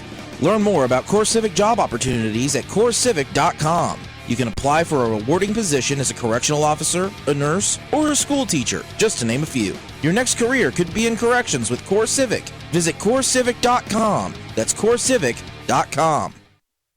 Cryotherapy is an amazing recovery tool for athletes at all levels, and KC Cryo in Lee Summit has the latest technology for athletes to recover in a quick and natural way. 3 minutes and a state-of-the-art nitrogen-cooled cryo chamber helps aid muscle soreness, joint pain, raises energy levels, and more.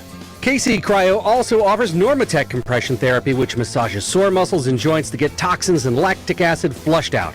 Recover quicker at KC Cryo in Lee Summit, just off 50 Highway between Chipman and 3rd, next to Genesis. Whether it's a car accident, storm damage, or a fire, when the unthinkable happens, it doesn't matter if you saved money in 15 minutes. In this moment, it doesn't matter if your neighbor has the same insurance you do. In this moment, what matters is that your independent insurance agent and the company that stands behind them have you covered. Auto Owners Insurance, the no-problem people. Visit Briar Payne Mead Insurance in Kansas City today at bpminsurance.com or call 913-402-9576. That's 913-402-9576 and ask about Auto Owners Insurance today.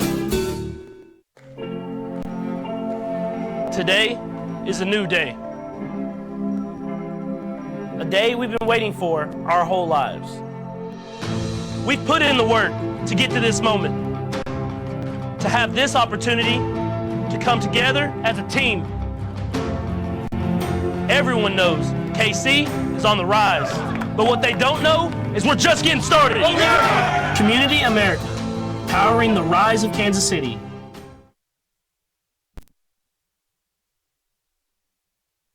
High school sports fans, Trent Green here, and when I want the latest scores and news, there's only one place I go, 810varsity.com. Live scores, features, brackets, and even watch games live on the laptop, phone, or mobile device. Watch the Lee Summit, Blue Springs, and Park Hill schools, Blue Valleys, Olathes, Rockhurst, Miege, Lansing. The list goes on into Missouri and Kansas. And playoff broadcasts too, plus top 25, awards, and more. Check it out now, Kansas City's home for high school sports, 810varsity.com.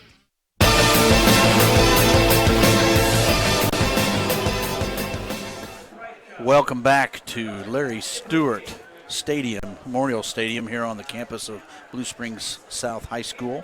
The Lee Summit West Titans are leading here 24-14. It happens to be another 20-minute half for us.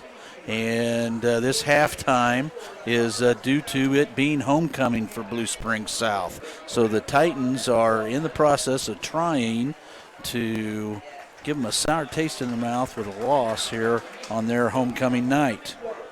Before we get into stats, let's get you caught up on some scores across town. At Lee Summit North, the score is 14-10. Blue Springs leads the Broncos. That is a first half score. Liberty North Eagles are up 14-0 over the Park Hill Trojans. Liberty is up 20-0 over Truman Patriots. Park Hill South's up 14-0 over the St. Joe Central Indians. Fort Osage is getting back and getting healthy. They're up 13-0 over to the Belton Pirates tonight. North Kansas City's up 28-0 over the Ruskin Eagles. Coach, you remember some of those ball games with the Ruskin Eagles? Oh, yes. Now, what was that score again? It's 28-0 with the Ruskin Eagles right now, North Kansas City Hornets. Oh, yeah. I tell you what, North Kansas City, man, I tell you what, he's done a great job up there. Getting them back in the win column and bringing restoring some pride to that football program for sure. The battle in Raytown. You got Raytown South against Raytown, and Raytown is up 15-0 on that ball game. That is also a first half score. Winnetonka and Grandview, no score on that one. If you got a score out there, folks, call it in and let's get it on the board here at 810varsity.com. We've got a Platte County Pirates over the Bulldogs of Kearney, 21-7. Ooh, that's a kind of surprise. That's very surprising. And here's a cross-state rivalry or a cross-state battle. Blue Valley Northwest against the Harrisonville Wildcats. Blue Valley Northwest is up 14-6 in the first half. Here's a good rivalry that's been building over the years. The Center Yellow Jackets against the Oak Grove Panthers. Center's up 21-10, first half score. The Odessa Bulldogs is having their way with the Holden Eagles. They're up 41-0. Oh, that's first half? Well, that is, in progress. I'm just going to say it that way. And then Pleasant Hill is up over Richmond, 14-0. Warrensburg's up 21-0 over Sedalia Smith Cotton. And then St. Pius is over the, no score on Pius and Cameron. Thought that was a score. And we'll check some scores towards the end of the game as well as those scores come in. But that gets you up to date on scores around the city. We're looking also for a score on the Lee Summit ball game tonight, and we'll check that and get that score updated on that one as well. Who are they playing tonight? They happen to have, as I'm scrolling through the phone here, Staley. Ooh. So that's a big one there. That's a big Class 5 matchup right there. All right, let's talk a little bit about some first half stats here. That opening drive by the Jaguars kind of had the Titans on their heels. They made a couple of mental errors on defense and allowed the Jaguars to score on a after a long pass. Yeah, I was glad to see the way that the Titans bounced back there. They had, we talked to the coaches and they said they had wasn't a stellar week of practice. I mean, they had it was energetic. They were, the kids were excited, but there was a few things they just didn't get cleaned up the way that the coaches would like, but they liked the energy. But that's always a good sign when they've got a lot of energy and getting around, getting things done. Here you go. Here's some numbers for you. For the Blue Springs South Jaguars, the home team, 200 yards of total offense in the first half. They ran 36 plays, averaged 5.6 yards per play, had 198 yards in passing. The quarterback was 14 of 24. He averaged 14 yards a pass. He threw one interception and also one touchdown. Rushing, I've got him down for 2 rushes for 12 yards. And the quarterback has lost some yards on some sacks and things, so that's what it is. That's that number is, I think it's a little off, but we've got Blue Springs South live statting too, so they're going to have a different number there. So I want to make sure that people understand that there is another guy statting for them, so it might be just a hair off. Let's see, on those 14 completions. And they got them at the 14 yards per catch. Penalties, we've got them for 1 for 5. Punting attempts, 4 punts for 35.8 yards. And they've got 12 first downs. They are 2 of 6 on third down conversions. Of course, they have not gone for any fourth downs at this point. For the Lee Summit West Titans, 259 yards in total offense unofficially. They ran 32 plays, averaged 8.1 yards per play, 92 yards passing. Sammy Cooper's 5 of 12.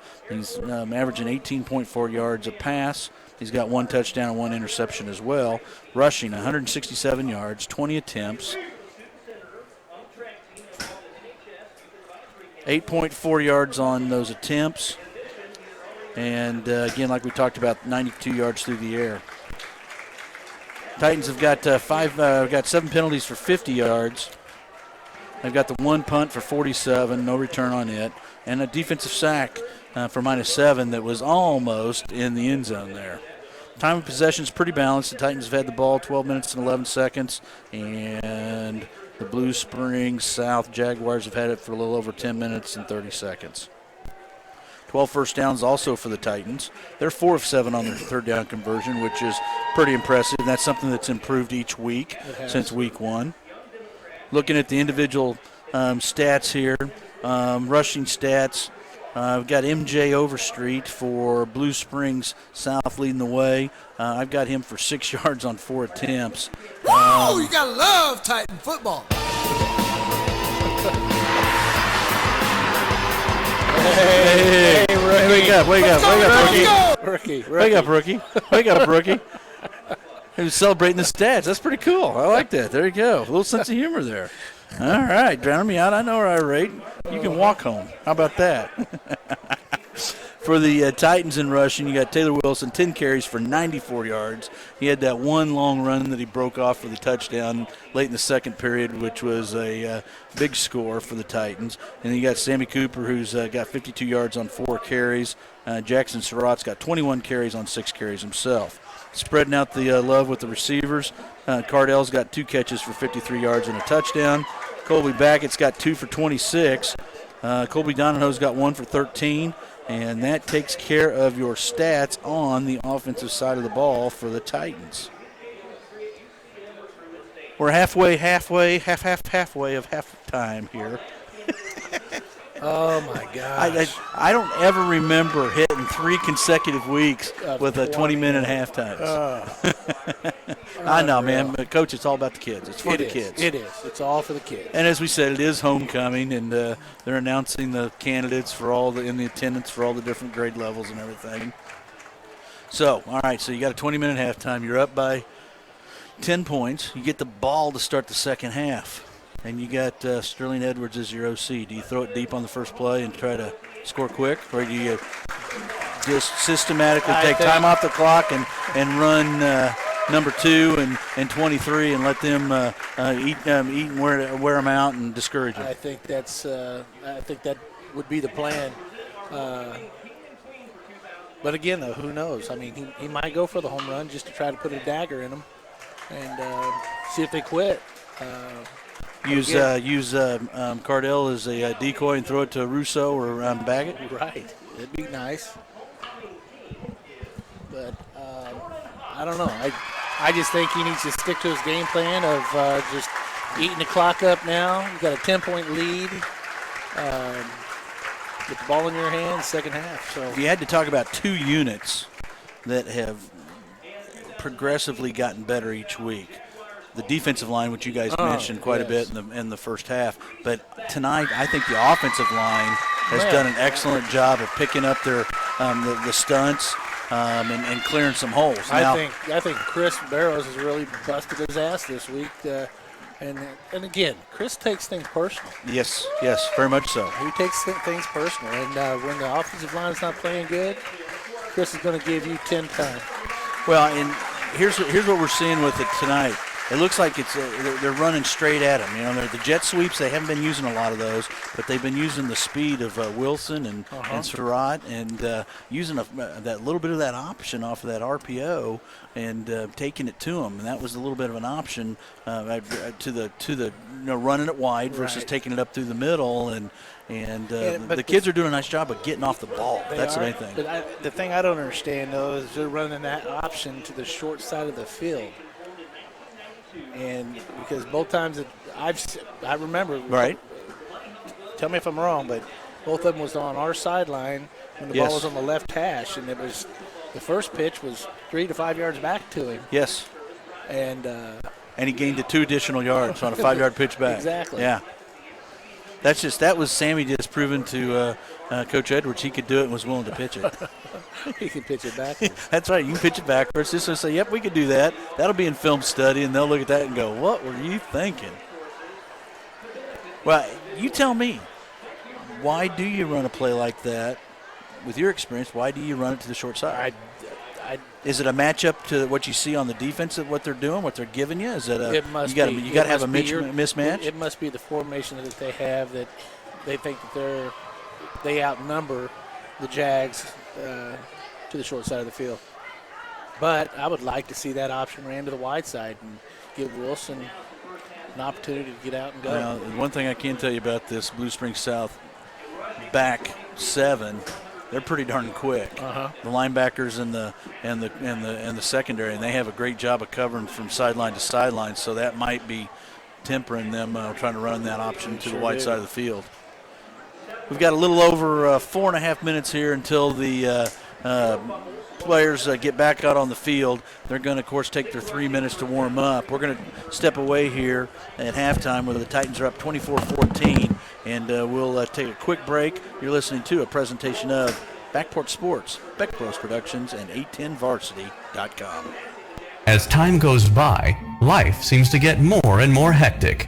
If you'd like to escape for a moment, the good old days are alive and well on the internet at heartlandmemories.com. At heartlandmemories.com, nationally award-winning writer David Lewis brings you memories of his life and times in the heartland of America. David's vocal style and masterful storytelling can often weave laughter and tears in the same tale, with his poignant and humorous recollections of days past. There was a time when we didn't Twitter, tweet, and email. That time is still doing fine at heartlandmemories.com. Canoe whitewater, beat the sun to the top of the hill, play baseball, jump in a pond with a horse, have Christmas dinner with Aunt Myrna, meet some real old-timers. You can. It's not too late. Spend a little time with David Lewis at heartlandmemories.com. Relax for a while. The good old days are waiting for you. Don't trust the biggest investment of your life to a part-time real estate agent. Trust the #1 team in Lee Summit and the entire state, the Rob Ellerman Team. The Rob Ellerman Team is the #1 real estate team in Missouri and number 12 nationally ranked in the U.S. with $1.5 billion in career sales. They are your real estate resource for buying or selling. They get you moving. Call anytime at 816-304-4434 or visit therobellermanteam.com. That's 816-304-4434 or anytime online. The Rob Ellerman Team, a proud supporter of Lee Summit area high school athletics. Core Civic is proud to support Lansing Athletics. Core Civic is America's leader in partnership corrections, operating over 60 facilities in nearly half of all states. Learn more about Core Civic job opportunities at corecivic.com. You can apply for a rewarding position as a correctional officer, a nurse, or a school teacher, just to name a few. Your next career could be in corrections with Core Civic. Visit corecivic.com. That's corecivic.com. Cryotherapy is an amazing recovery tool for athletes at all levels, and Casey Cryo in Lee Summit has the latest technology for athletes to recover in a quick and natural way. 3 minutes and a state-of-the-art nitrogen-cooled cryo chamber helps aid muscle soreness, joint pain, raises energy levels, and more. Casey Cryo also offers Normatec compression therapy, which massages sore muscles and joints to get toxins and lactic acid flushed out. Recover quicker at Casey Cryo in Lee Summit, just off 50 Highway between Chipman and 3rd, next to Genesis. Whether it's a car accident, storm damage, or a fire, when the unthinkable happens, it doesn't matter if you saved money in 15 minutes. In this moment, it doesn't matter if your neighbor has the same insurance you do. In this moment, what matters is that your independent insurance agent and the company that stands behind them have you covered. Auto Owners Insurance, the no-problem people. Visit Briar Payne Mead Insurance in Kansas City today at bpminsurance.com or call 913-402-9576. That's 913-402-9576 and ask about Auto Owners Insurance today.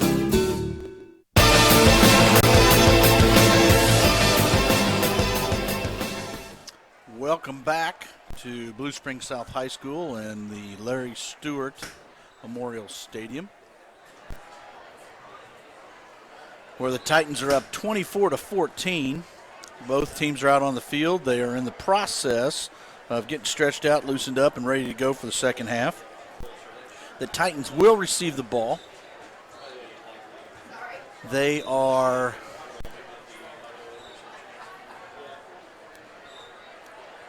in the process of just basically loosening up like we talked about earlier. There's a nice breeze here tonight and probably one of the nicest nights we've had so far.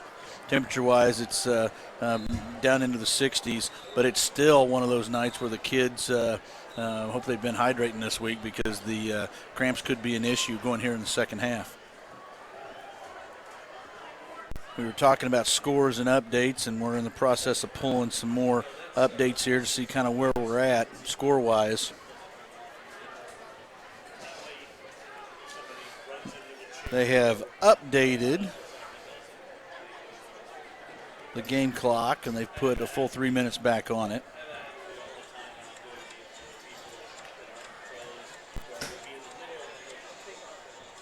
And we're updating our scores here as we go back and look at the 8-10 varsity scoreboard.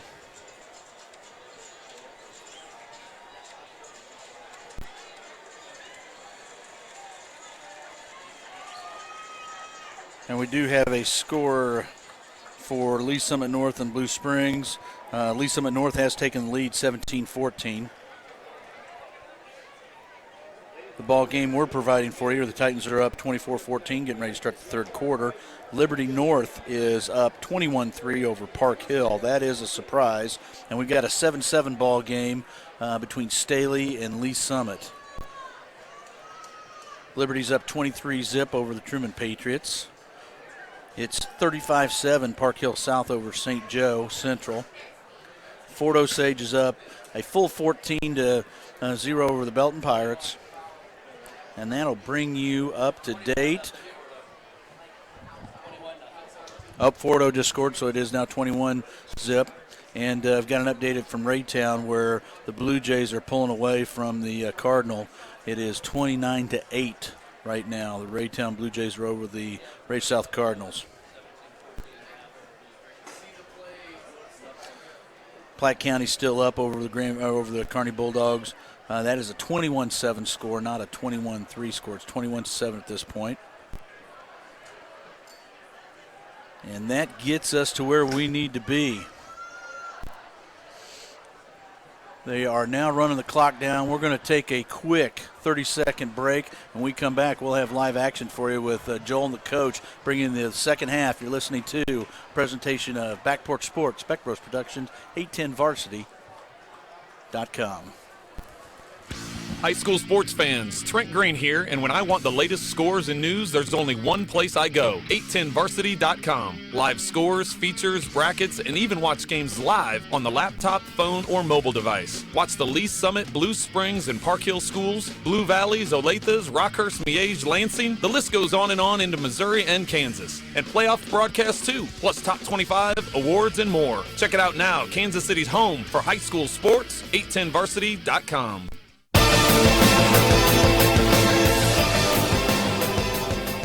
Welcome back live here at Blue Springs High School. You not like listening to me or something like that? No, he didn't like listening to me. Didn't seem to have you turned up again.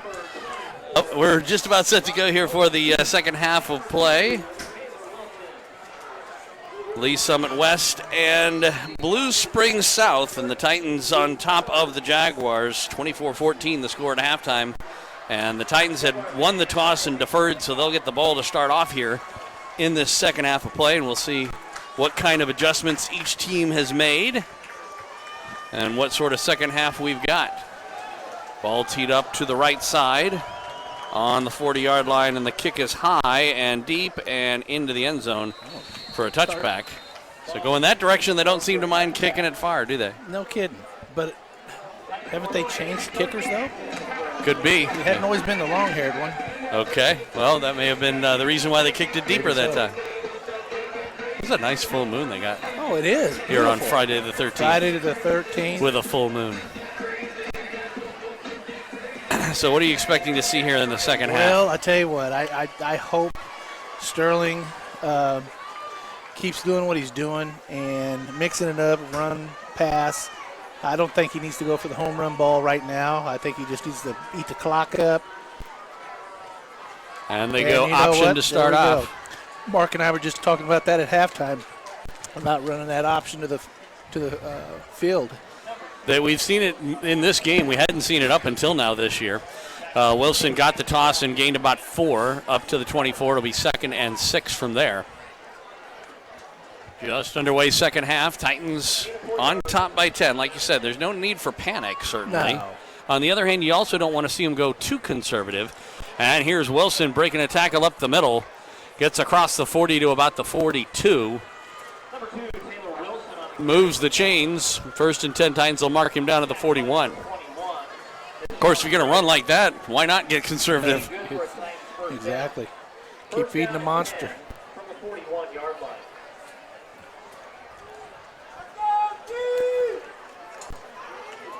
Cooper steps back into the shotgun, has Wilson to his left.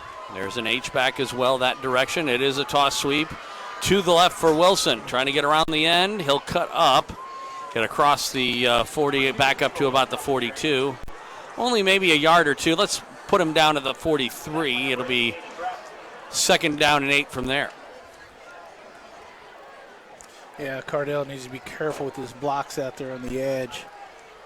Those are some pretty dangerous blocks he's given. On the 2nd down play. Cooper takes the snap, fakes the toss. He'll keep it himself up the middle. And he spins around, gets across the 50 into Jaguar territory, just shy of a 1st down. They need to get to the Jaguar 49. They're just across the midfield stripe, so it'll be 3rd and less than a yard. 3rd down and 1 from midfield. Titans go quick. That's probably something they don't need to be doing. And from the pistol, Cooper. He had one guy to look for when he first started. Now he'll throw, and he's going to be lucky if they don't throw a flag. They did have Russo in the general vicinity, but he wasn't. No, he was blocking the whole time. Yeah, he really wasn't. No, he didn't go out for a route or nothing. He was blocking. Because it was intended to be.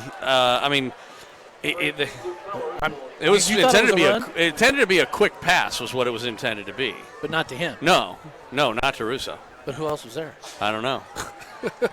Maybe that's why he didn't throw it. It's Friday the 13th. There you go.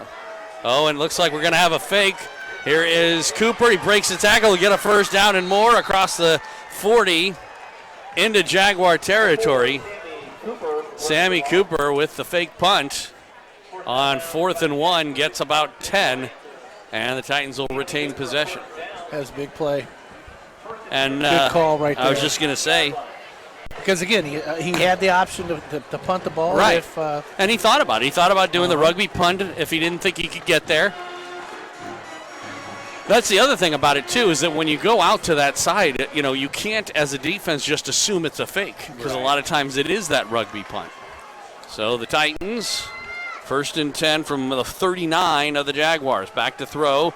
Cooper, he'll air one out. And it's Russo, but while he did catch it, he did not catch it in bounds. In fact, I think he actually stepped out of bounds before he ever caught it in the first place. So even if he had somehow managed to put a foot back in, it wouldn't have mattered. Incomplete, and 2nd down and 10. Clock stopped with 9:45 left to go in the 3rd quarter. Titans on top, 24-14. They'll go Twins on the left side, one on the right. And it's going to be Cooper on the keeper, up the middle with a big hole, breaks the tackle, forces his way forward for a 1st down and more. He had some pretty good swarm contact at about the 31, Needed to get to the 29, ended up getting to the 27. Just very straight ahead power running, yeah. Uh-huh. And I tell you what, we talked about that at halftime too, is running Sammy more away from Wilson.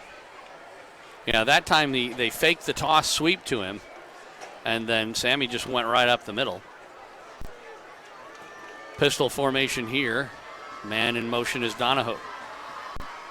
And on play action, rolling to the left is Cooper. He's got a man, Donahoe, but instead goes long in toward the end zone. Cardell can't make the catch, incomplete. Cooper did a good job of putting it in a place that only Cardell could get to it. He's a little slow in getting up, though. Slow getting up. But he'll head back out into the field of play, so he's not even going to take a play off. Guess he's okay. Sets up a 2nd down and 10. Ball on the Jaguar 27.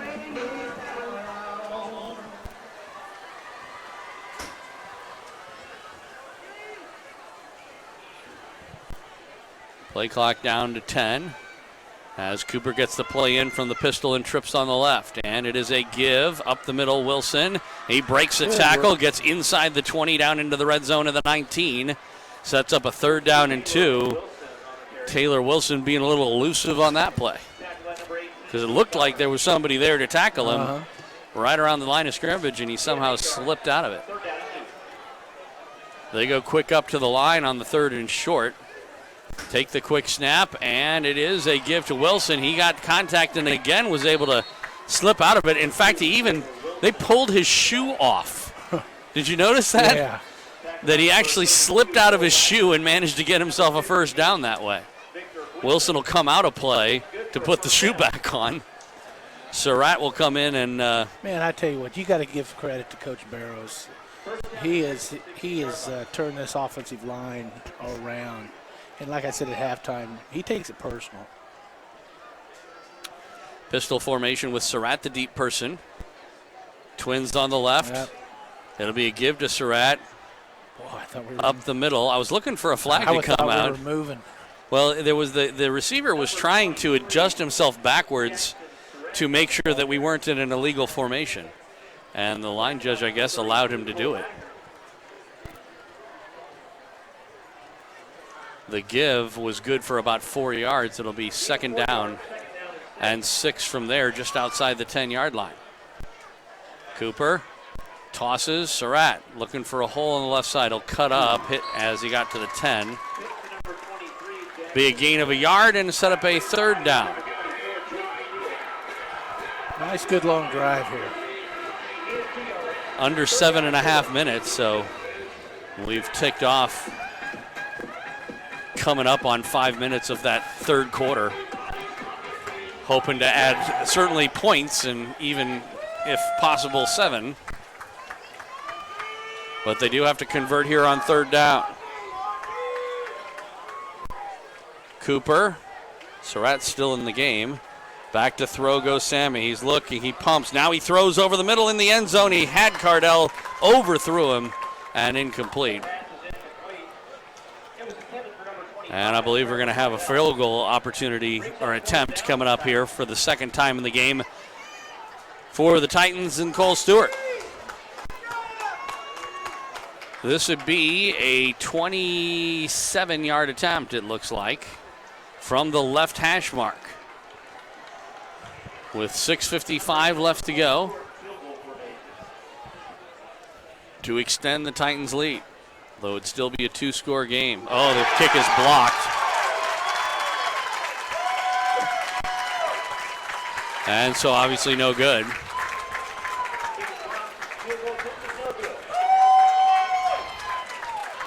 And the Jaguars should take over on their own 20, although the officials are talking about it. They actually downed the ball inside the 1.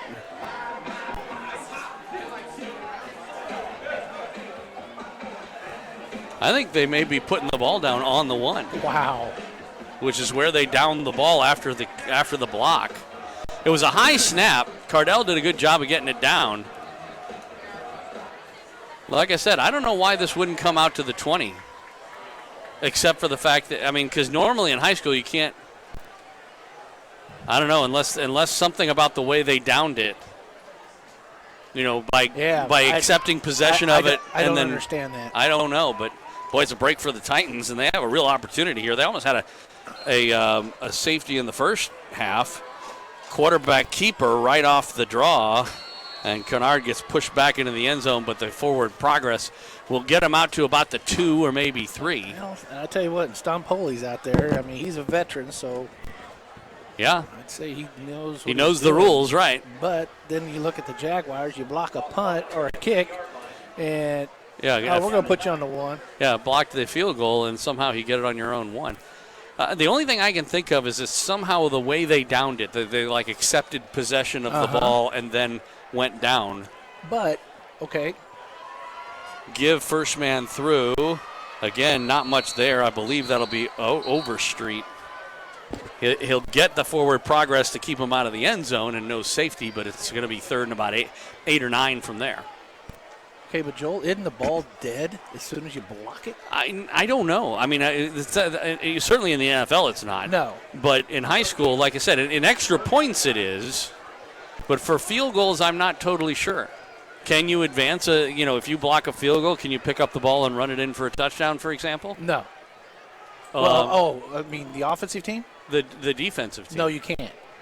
Can the offensive team? I don't know. That's the big thing is that. I really don't know. I don't. Oh, we had movement. Oh. And now, when you have a false start, now I know if you hold in the end zone, it's a safety, but if you have a false start and the lineman is actually standing in the end zone, I don't think that's a safety. I don't think so. It doesn't matter because he wasn't. He was there. The ball was on the 2, and so they were far enough out that he wasn't, Right. But I was just curious about that. So it's going to be 3rd and 10 with the ball on the 1.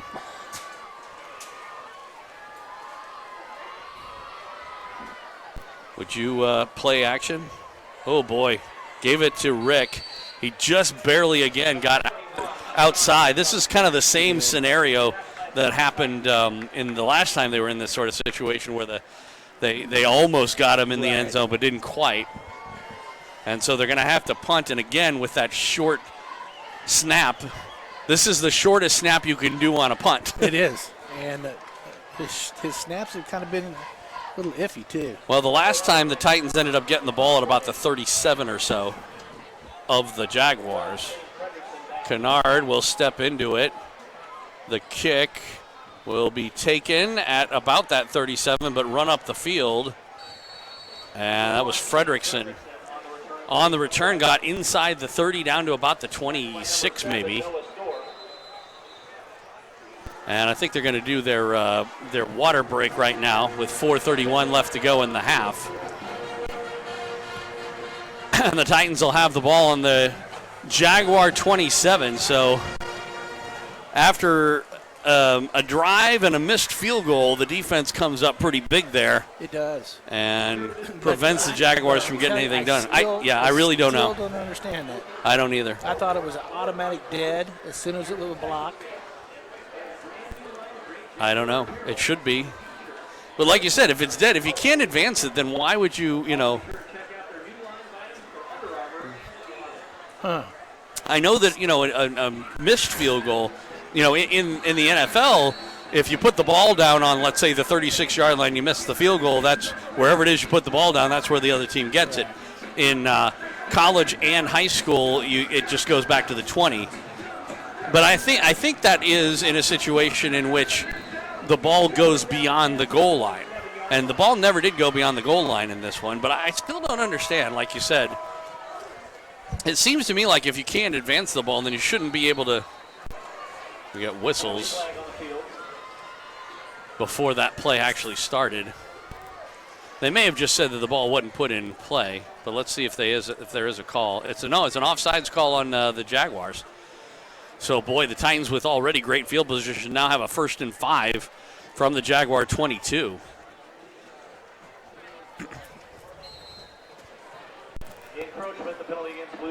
Hoping to add to their lead. It is a give to Wilson. Off right tackle. Got inside the 20 down to about the 19. Pushed back. But it'll be a gain of 3 and set up a 2nd down and short. 2nd and about 2. Well, one good thing they're doing right now, they're just eating that clock up. They are. Clock is running with 4:10. It's actually stopped right now with 4:10 left to go. I don't know why. Why did they stop it? Is there a penalty? I don't know. No, there wasn't. Now it is running again. Under 4 minutes to go from the pistol. On play action. Cooper rolling to the right side. He had a man. Now he will throw it. Donahoe makes the catch. Down to the 10. Down to the 12. It'll be good for a 1st down. I think that was his original. Target. I don't. I think he was looking for Cardell in the end zone. He kind of reared back there a little bit. Well, he thought better of it. No, he did. He made the right choice. Yeah. So 1st and 10 Titans from about the 12. Pistol formation with Wilson, the deep guy. Twins on either side. Now a man in motion. And on the run pass option, rolling to the right side. Open. And he throws end zone. Cardell reaches back, caught, touchdown. What a catch, Trevor Cardell. Beautiful. It was somebody's down. Well, it was a referee and one of the people on the sidelines ended up colliding well off the field. Both of them are down. Now, I'll have to check this penalty. There may have been an illegal man downfield for the Titans. We'll have to wait and see. That play did take a long time to develop. The official is back up. What is the call going to be? Is it the ball boy? It's an official timeout. He ran into the ball boy? Is that who it was? I'm not sure if that's a ball boy or just some sort of a sideline attendant. It is a relatively young person over there. But I can't tell, and he is wearing green. Definitely looks like they're both going to be okay. I wonder if the guy that went down was also the guy who threw the flag, which is why they're taking a while to figure out what it is going on. So there was a flag thrown? I don't know. That's what I heard. Oh. They did pick one up, I think. Yeah, it was their ball boy he ran into. Boy. Hopefully they'll both be okay. They're definitely shaken up. Still waiting for an indication from the official. The way everybody is behaving, it seems to me like this play may stand. Well, no, the ball's still back at the 6. Well, it's back at the 16. So they did mark off a penalty of 5 yards against the Titans, but I don't know what for. He never made a signal. Excuse me. So what's interesting here is the officials are still sort of over on the sideline. The players are back out. That's too bad. That really nullifies a great catch by Trevor Cardell, reaching behind him to come up with that. It is 1st and 15 after the penalty, whatever it was for. Illegal man downfield against the Titans. That's what I kind of thought it might be, because that play did take a long time to develop. And it looked like Sammy had thought about running, and sometimes when that happens, a lineman will start blocking downfield, and then by the time he throws it, it becomes an illegal play.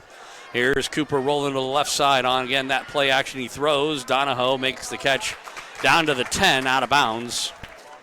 It looks like they marked him out of bounds around the 11. 3:32. Clock will stop on the run out of bounds and set up a 2nd down and about 8. They can get a 1st down without getting a touchdown.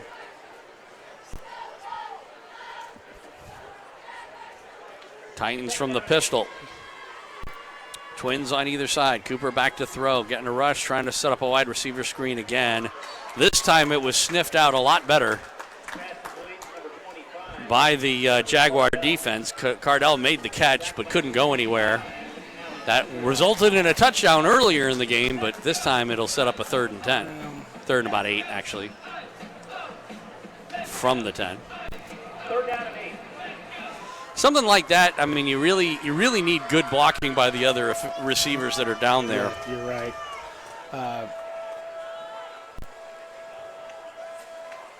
Back to throw is Cooper. He gets a rush, steps up, and he was able to break it for a minute. Then he's finally taken down. Now there's a flag at the very end. This will be an interesting call. If it turns out to be a holding call or something like that against the Titans, of course, if it's a face mask or something like that, it'll be something the Titans will want to take advantage of. But if it turns looks out like he's getting ready to mark him. Well, I was going to say, but if it turns out to be a holding, they may want to try and get him out of field goal range here, but it also gives the Titans offense another shot at it. So, yeah, it is on the Titans. They may decide to decline it. They did. It's an illegal block in the back, and they did decline the penalty. So it sets up a 4th down with the ball on the 15, so it would set up about a 32-yard field goal, maybe 33. And they are going to bring Stewart out. He had his last one blocked from about 5 yards closer than this, interestingly enough. Wonder if they ever gave the coaches an explanation about what they have to do if they block a field goal. No kidding, because I want to know. Snap is rolling. Cardell gets it down. The kick goes off. It is plenty long, but it is no good. He pushed it off to the right. Man. And so for the second straight drive, the Titans come up empty. The score remains 24-14. Titans keep shooting themselves in the foot right now. Yeah, they've stalled out on some drives where, Yeah. of course, they had 7 points on this one if it weren't for a penalty. Right. Well, they had 7 twice. Yep. Oh, man. But I tell you what, it's just the silly penalties of illegal man downfield. Now, the good news is their defense has been pretty stout, keeping the Jaguars from moving. That's true. After that opening drive. Kennard rolling right, throwing right. He is incomplete, or did he give him the catch? No, incomplete. Went off of a Titan player, but almost making the catch. Oh, he sure did. Out in the open field. Couldn't quite hold on to it. It'll be 2nd and 10. Ramsey did a good job there. You would think that the Titans would have recognized how Kennard is going to roll on these plays by now and would set up some sort of blitzes or some package to take advantage of it. Kennard rolls right, throws. He's got a man. It's caught up to about the 28. I think he's going to be a little shy of a first down. Yeah, about 2 yards shy. It'll set up a 3rd down, about 2 from there. But they've been pretty consistent on, rolling the quarterback out, but always rolling in the direction of the extra receivers. Right.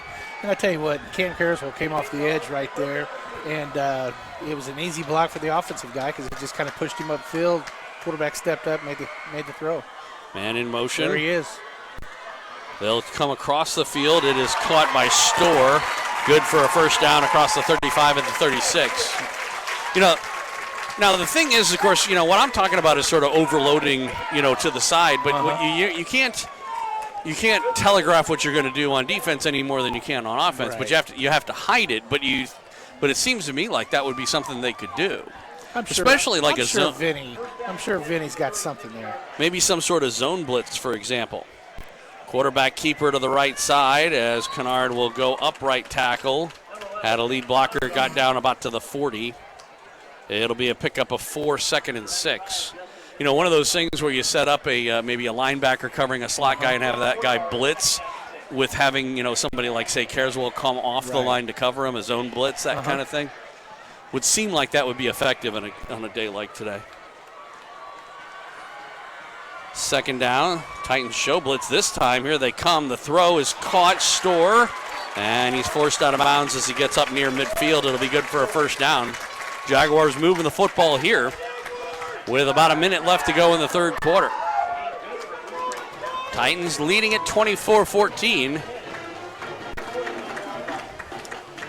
The interesting thing is, in both cases, if the Titans even had been successful kicking the field goal, it would have remained a 2-score game regardless. Right.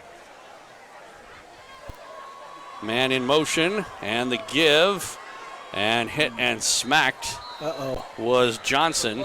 Might have had a personal foul. There is a flag down. No, that's a illegal motion penalty against the Jaguars. With the result of the play, it's hard to say if they'll take this or not. Probably. There was just no gain on the play. This would cost them 5 yards. It was one. That indication was when you have 2 people in motion at the same time when the ball is being snapped.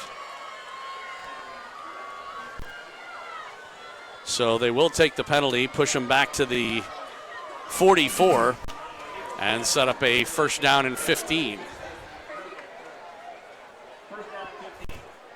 Clock stopped with 57 seconds left to go in the half. Jaguars from the pistol with trips on the right. Now a man in motion to the left. They'll toss it out to Rick over there. Makes the catch, breaks one tackle, but a good job of swarming by the Titans. Gets back to the original line of scrimmage, and it'll be 2nd down and 15 from there. Just a simple swing pass, and they didn't hide it very well, did they? No, they sure didn't. But it took us out of a stunt, though, by putting him in motion. Trips on the right. Rolling to the right now is Kennard. Being chased, throws, and it is caught.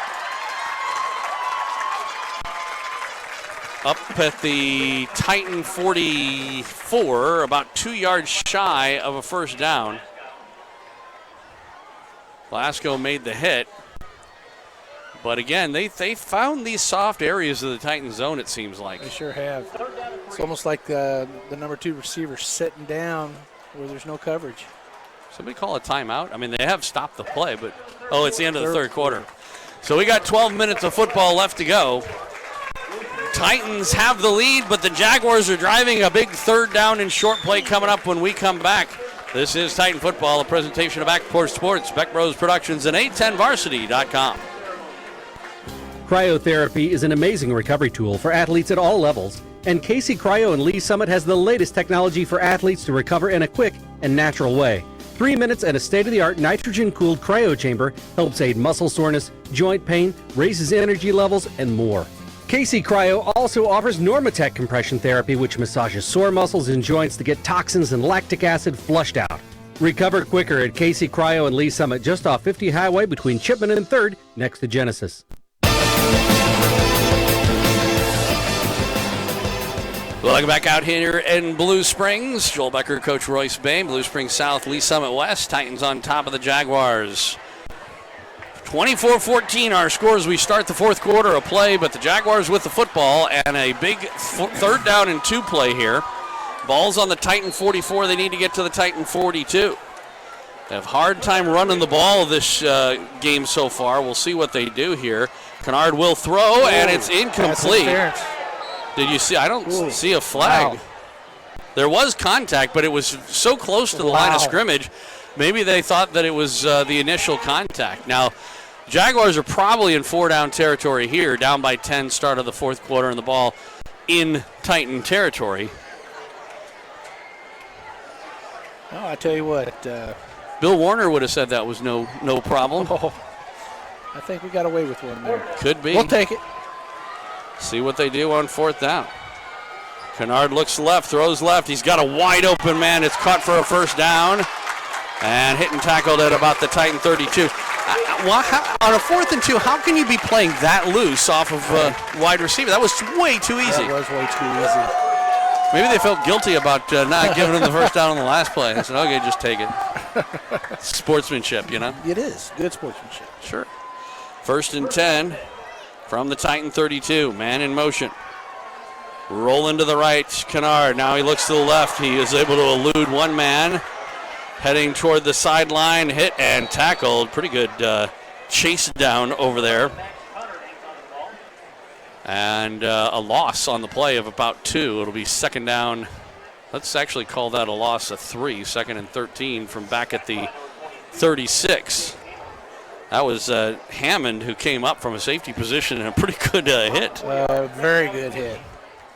In the open field. He brought the wood on that one. On Max Kennard. Hope we're pronouncing his name correctly. Conard.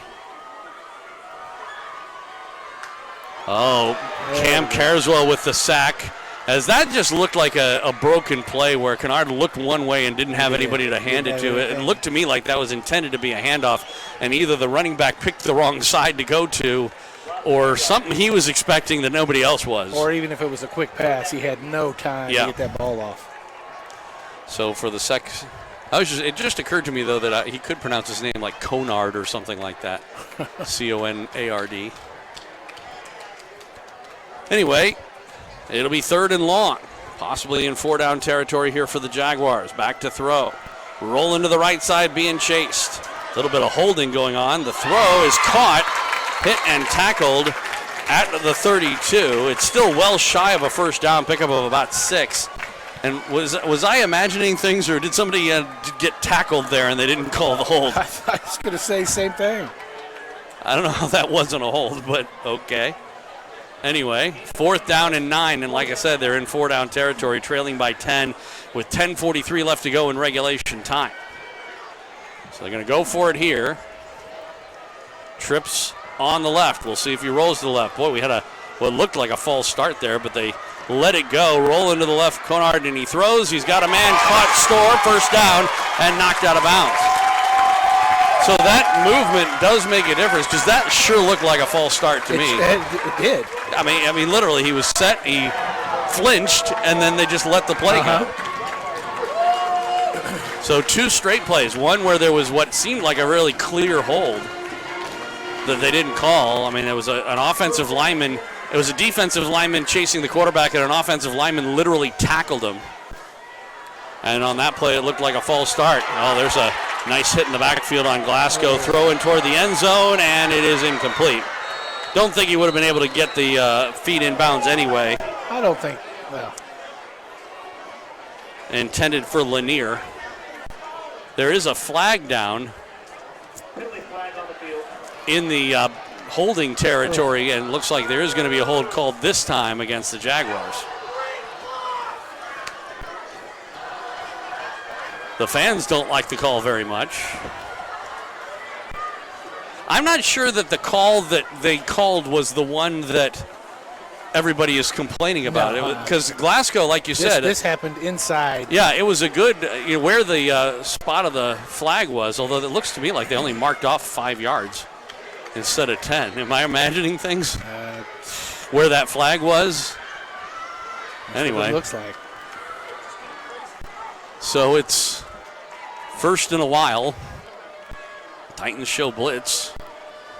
And here they come. They pick up the blitz. Kennard pulls the ball down, rolls left side, throwing left side, in toward the end zone, incomplete. Good coverage over there on the far side. That was great coverage. As that was Glasgow, I believe. Well, I tell you what, I think they're starting to blitz more, like what you were talking about earlier. Coach Carswell's seeing something there, and he's bringing Cam Carswell off the edge. Well, and it's to his backside, too. They've had some success. 2nd down and 20. Pistol formation. Low snap. He picks it up. Kennard throws it. And incomplete. Over the head of Johnson. Fredrickson over on the coverage, but the back pass was pretty much uncatchable. Would have only been good for a couple yards anyway. And sets up a 3rd down and 20. Clock is stopped with 10:15 left to go in regulation time. Titans on top by 10, 24-14. 3rd down and 20. And again, probably in 4-down territory, although it's tough when it's a 20-yard conversion. It is. Back to throw Kennard. He's getting a rush up the middle. He steps up the middle, hit and tackled. He did get to the line of scrimmage. They'll mark him down at the 26, which actually would be a gain of a yard and set up a 4th down. Are they going to bring the kicking unit in? Looks like they're going to bring in the field goal unit. Boy, they must like this guy's leg because this would be a 42-yarder. And this is a totally different kicker from the one that was kicking off. Yeah. This is their kicker, Harper.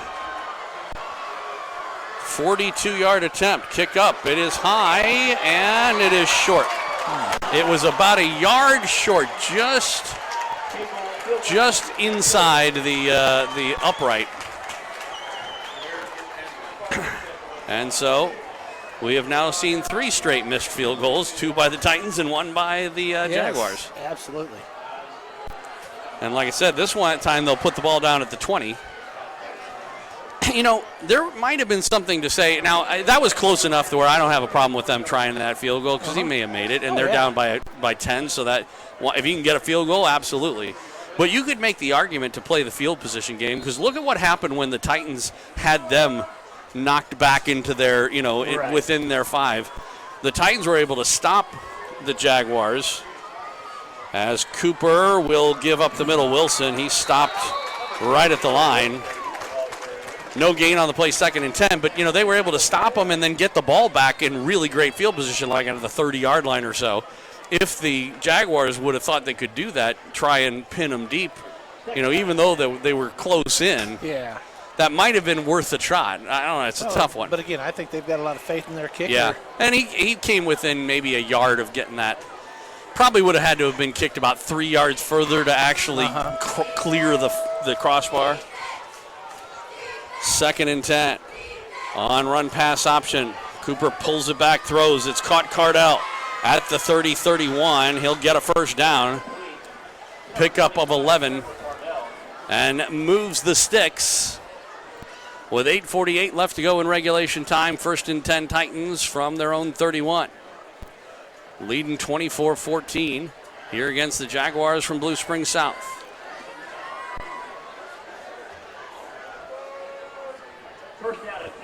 Titans can continue to milk the clock, and they really should. There's no reason for them to snap the ball with 17 seconds left on the play clock like they just did. But Cooper down the middle.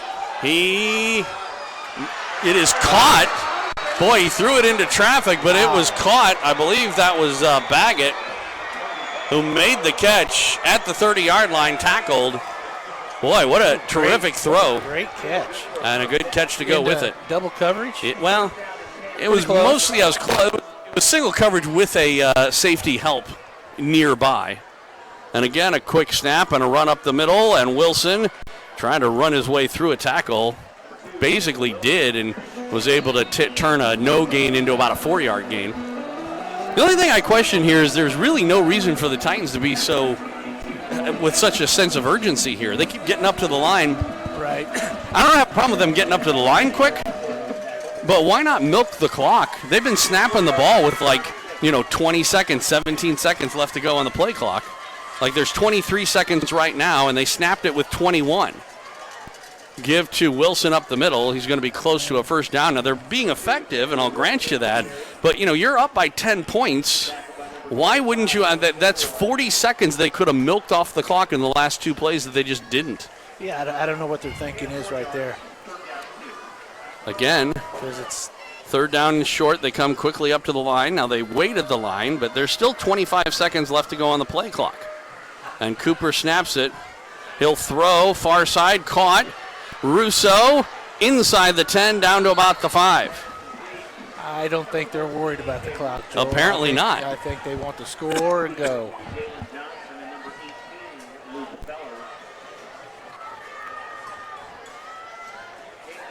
So, good moving the football. Maybe not so good at managing the clock, but can't argue with the success. I guess that's why you and I are up here and they're down there, huh? Well, that's why I'm up here. You used to be down there. Uh-huh. And I could have been yelling at you for this. You could have. 1st and goal for the Titans. Oh, I'm sure I took my ass chewings from you. No. Mark, what do you think? Me and when Royce was actually coaching, we never had a bad word to say about him, did we? Everything he did was perfect. Yeah, there you go. If anybody ever said anything, it was Warner. Oh, Billy boy. Yeah, Bill Warner, I mean, boy, you couldn't stop him. You couldn't stop him from just getting on the coaches. But he did love the officials. Well, they're milking it right now. Yeah. I think they've finally woken up to that. Maybe they're listening to the broadcast. Who knows? They got 8-10 varsity on in the coaches' room. Play clock down to 4. Man in motion. And it is a toss in front, and Wilson, touchdown. That should go down as a completed pass, a touchdown pass, because he threw it in front of him to Wilson from a couple yards out. And the Titans retake their larger lead. The largest lead they had in the game was 17. It is now 16, but the extra point is still to come. 30-14 with 5:53 left to go in regulation time. Stewart out for the extra point, out of the hold of Cardell. Snap is a bit high, gets it down, the kick is up, and it's no good. He pushed it off to the right again. Right. Yes, he did. So, that's tough. With a little less than half a quarter to go, 5:53 shown on the clock. Titans lead it by 16, 30-14 our score on Titan Football, a presentation of Backport Sports, Beck Bros Productions, and 810varsity.com. Don't trust the biggest investment of your life to a part-time real estate agent. Trust the #1 team in Lee Summit and the entire state, the Rob Ellerman Team. The Rob Ellerman Team is the #1 real estate team in Missouri and number 12 nationally ranked in the U.S. with $1.5 billion in career sales. They are your real estate resource for buying or selling. They get you moving. Call anytime at 816-304-4434 or visit therobellermanteam.com. That's 816-304-4434 or anytime online. The Rob Ellerman Team, a proud supporter of Lee Summit area high school athletics.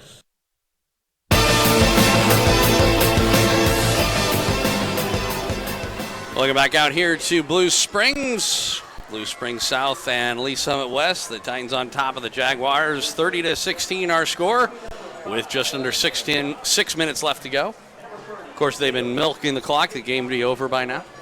I'm just kidding. Man, you're not going to let this one die, are you? Stewart approaches and squibs down the left side of the field. Fielded at about the 20-yard line, breaks one tackle, and then hit and tackled just across the 30 at the 31. I would say it would be the difference between having about 6 minutes left and, let's say, having about 3.5. If they had taken every play down to the... I think you're right. Yeah, because they were leaving about 20 seconds on the clock most plays. But I think Sterling was... he just wanted a damn score. Well, and you know, the pace sometimes does help with that, too. I mean, so you could make the argument that had they been that deliberate, maybe they wouldn't have been that effective. But hard to say. We'll see.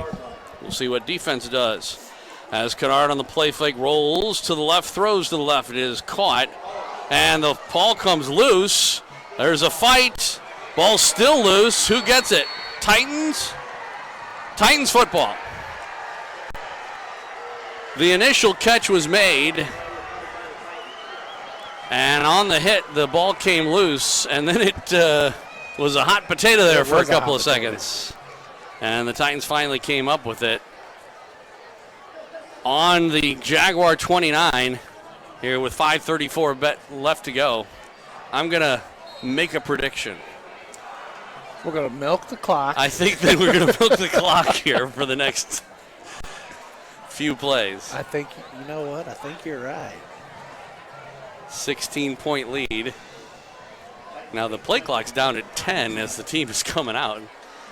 Milking the clock is great, but you don't want a delay of game penalty here. Cooper actually has an empty backfield.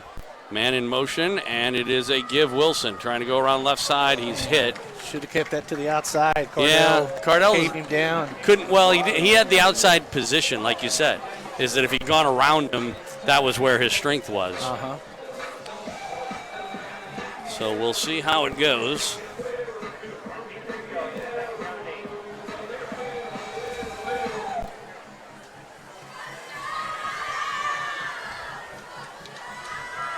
Second down. They gave him about 2 on the play. 2nd and 8 for the Titans. Ball inside the 30. Play clock is down at 10 as they go to the pistol formation here. Cooper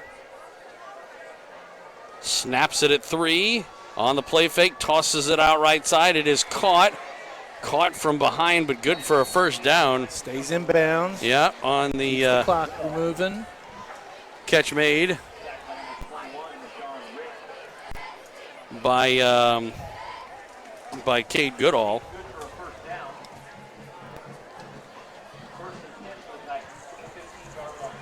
And again, they're letting the clock run down.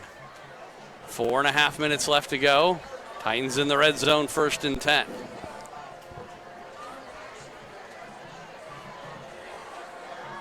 Certainly in no hurry. Play clock down to 10 as they come to the line. Again, the pistol formation with Twins on the left side. And on the run pass option, he gives it to Wilson, who breaks a tackle and gets down to the 10, maybe the 9. It'll set up a 2nd down. And about 5 from there, maybe even 4. So we probably need a score here, don't we? Wouldn't be a bad idea. 4 points. Well, you want to. It's the 13 is all you need. So they've got 16. Yeah, okay. So you don't have to. But if you do, then you're putting yourself in a position where it doesn't matter if they do, which is the nice thing about that, because then you can really play prevent. Is that a drone? I don't know. Or is that a helicopter? Jeez. Probably. Maybe it's channel. One of those channels. Toss, sweep. Wilson trying to get around the edge. He does, and then he ran out of real estate, lost his footing. This time of night, as cool as it is, I wouldn't be surprised if there's a little dew developing on the sheen on it. I think he just lost his footing down at about the 5. It's actually going to set up a 3rd down and very short for the Titans, which helps them because it allows them to milk some more time off the clock here. Play clock's at 20, the game clock. Well, they stopped it at 3:22. because he went out of bounds. So there's actually no good reason to milk it other than to just give yourself some time to rest. Right. 3rd down and short, pistol formation. It's a give. Wilson up the middle, 5, touchdown. Touchdown Titans. Taylor Wilson. Is that his 2nd time in the end zone, or is it third? Third time? 3rd time for Taylor Wilson. And the Titans strike again, making it 36-14 with the extra point to come, and it looks like they will go for the 1, in case you were wondering, after the miss last time if they would go for 2. So that's not the indication they're going to do. Meisberger with the snap, Cardell with the hold, Cole Wilson with the left-footed kick, and he kicks it up, and it is good. They came after it, but he did got it out. So we've got 3:17 left to go. Regulation time. The Titans extend their lead, 37-14. Back with more after this on Titan Football, a presentation of Backport Sports, Beck Bros Productions, and 810varsity.com. Whether it's a car accident, storm damage, or a fire, when the unthinkable happens, it doesn't matter if you saved money in 15 minutes. In this moment, it doesn't matter if your neighbor has the same insurance you do. In this moment, what matters is that your independent insurance agent and the company that stands behind them have you covered. Auto Owners Insurance, the no-problem people. Visit Briar Payne Mead Insurance in Kansas City today at bpminsurance.com or call 913-402-9576. That's 913-402-9576 and ask about Auto Owners Insurance today.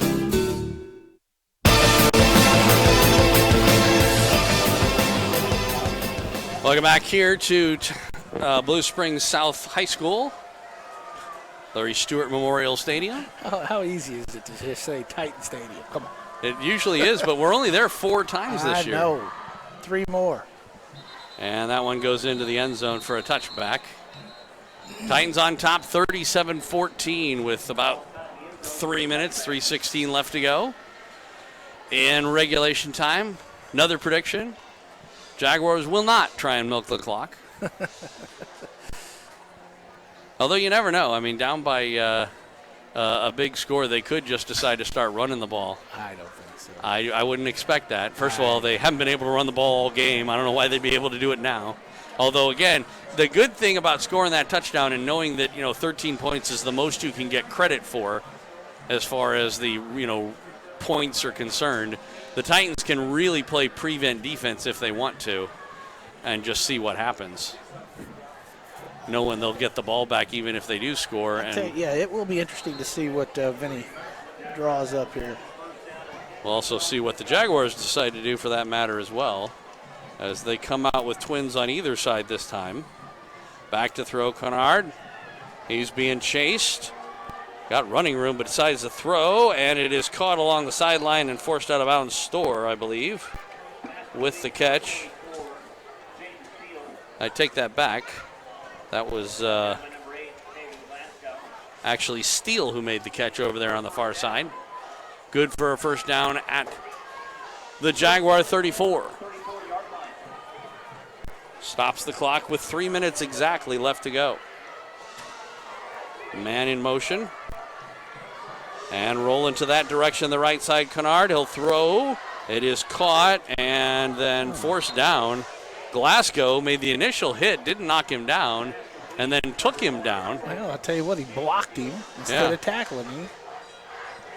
But he did, I believe he kept him in bounds, which, no, maybe not, because they stopped the clock.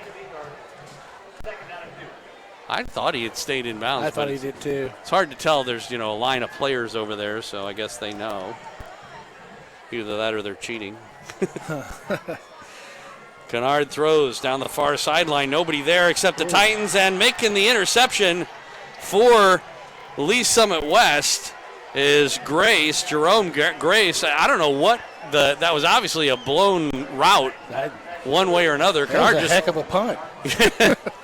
Well, he just threw one up. Yeah, he did. But there was no blue jersey anywhere near it. But how Grace was able to catch up to that and still manage to make the catch, too bad he couldn't keep his footing. Yeah. But, boy, that gives the Titans the football on their own 20-yard line. You going to predict anything here? Up-tempo play, 2-minute offense, nothing but throws. What do you think?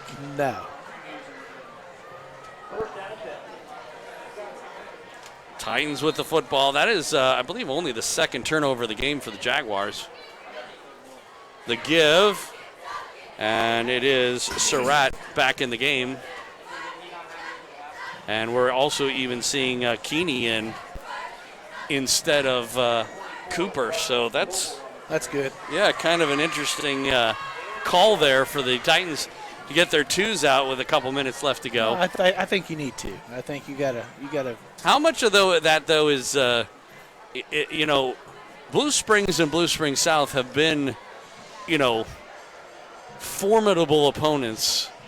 When the Titans entered as a school, they were a Class 4 school, so they didn't generally see Blue Springs. But as Class 5, that was a tough thing. So is that at all a statement by the Titans saying we're going to put our twos in against you guys as we get an end around? And honestly, I don't take anything personal from it. Yeah. But also, I see some. I see a lot of the starters. Brandon Johnson, by the way, with the run on their defense now coming off the field. Yeah. So it looks like both teams are subbing now. Clock is down to 1:22 left to go. Ball's on the 28-yard line. This is actually a 3rd and 2 play. Titans really could use a first down if they really want to get rid of the clock before Blue Springs gets another chance. And the give, trying to get around the right side again, was Brendan Johnson, but he was not able to do so. So the Titans will punt it away, although the clock's going to be down within probably 10 seconds by the time this ball gets kicked away, assuming the Jaguars don't bother to stop it. Right. They're not even putting anybody back to field the punt, amazingly enough. They may be assuming that the Titans are going to call timeout. Play clock is down at 7. Like I said, there's nobody there to field the punt. And the Titans do call the timeout. Okay. With 22 seconds left to go. I don't know. If I'm they and I see that they don't have anybody to field the punt, why in heck wouldn't you just go ahead and snap it and say, kick it as far as you can, good luck. No kidding. Because the clock keeps running. Right. Huh. Not unless it's a whole new different unit, which it looks like as far as the special team. Maybe they're going to go for it now. Well, no, making sure that they've got. Titans did have a successful fake punt earlier. It was a big play at the time. Are they going to let somebody else punt the ball? They are. That's still Cooper out there, isn't it? Well, Cardell's still out there. Yeah, so it's still the same punting unit, and they still don't have anybody back to field the punt, by the way. High snap and a end-over-end kick. It should take a Titan bounce and does. Going inside the 20 or 35, excuse me. Yeah, the Titans, again, like I said, there's no point in touching that ball because all that does is stop the clock quicker. Right. I told you it was going to be under 10 seconds, but there's 8 showing on the clock. Very good. Why wouldn't you just kneel here? It's unfortunate they couldn't have just gotten that first down and done it themselves. Yeah. But it looks like they will run another play. Heave the ball up and see what happens, I guess. Titans are rushing 3. Kennard looks, throws over the middle. It is caught and knocked down. It went to Steele, who makes the catch, and that's going to do it. Final score, Titans 37-14 over the Blue Springs South Jaguars. Another pretty convincing victory for the Titans. It, especially in a game that they were trailing at one time 7-0. Came back with a bunch of 17 unanswered points eventually, I think it was 24 unanswered points before they scored again to make it 24-14. Yeah, I think you're right there. And then the Titans added on in the second half and ended up with that 37-14 victory. So good job against this Blue Springs South team. They dropped to 0-3. The Titans now on the winning end at 2-1 for the first time in the season with a above 500 record. 2-1. We'll take a break, come back with post-game numbers for you, player of the game, a look ahead to our next week. All that coming up after this on Titan Football, a presentation of Backport Sports, Beck Bros Productions, and 810varsity.com. Today is a new day. A day we've been waiting for our whole lives. We've put in the work to get to this moment, to have this opportunity to come together as a team. Everyone knows KC is on the rise, but what they don't know is we're just getting started. Community America, powering the rise of Kansas City. Whether it's a car accident, storm damage, or a fire, when the unthinkable happens, it doesn't matter if you saved money in 15 minutes. In this moment, it doesn't matter if your neighbor has the same insurance you do. In this moment, what matters is that your independent insurance agent and the company that stands behind them have you covered. Auto Owners Insurance, the no-problem people. Visit Briar Payne Mead Insurance in Kansas City today at bpminsurance.com or call 913-402-9576. That's 913-402-9576 and ask about Auto Owners Insurance today.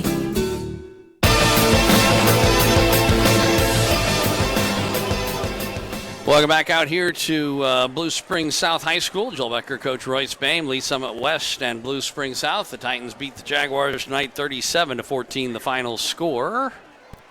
And Coach Bame has our final numbers to go along with it. Yes, the final score 37-14. Titans on the field right now celebrating their win. You know, Mark, I do appreciate the fact that I don't have to lug the wireless microphone out here, but it would almost be worth it just to have Coach Bame go talk to Vinny at the end of every game in these post-game interviews, don't you think? You know what? We could do that. Yeah, we can do that halftime. We could do that. We may think about Hell that. yeah. I'll get down there. I'll get down there and talk some smack with Vinny. Huh? We're also going to do is start interviewing the assistant coaches for a halftime feature. Okay. I like that. Well, they're always nearby. Why not? Anyway, you've got the numbers. Got the numbers right here. All right. Team stats, we've got Lee Summit West. Total offense, 453 total yards. Blue Springs South, 308. Last year, we were a big-time throwing team. And, tonight we had 195 yards in the air. And we had 258 on the ground. It was a very balanced attack tonight. Very balanced attack. Those numbers are a little skewed because after we got up by a lot, we started to go a lot more on the ground. And so. And like Vinny said in his pregame, the quarterback's a good quarterback. He had 308 yards. Yeah. Rushing, they didn't have any rushing. Yeah, they literally, if you remember, I don't remember more than a couple of positive yard plays, and there were several negative yard plays that all about washed out. Exactly. We got. And they pretty much abandoned it after the first drive or so. They did. They would throw, a run once in a blue moon, and of course they did it near the goal line a little bit, but for the most part they stuck to, if they had runs, it was, off passing type plays. Penalties tonight. Lee Summit West was 8 for 55 yards. Blue Springs South was 5 for 30. Blue Springs South had 3 turnovers. Titans only had 1.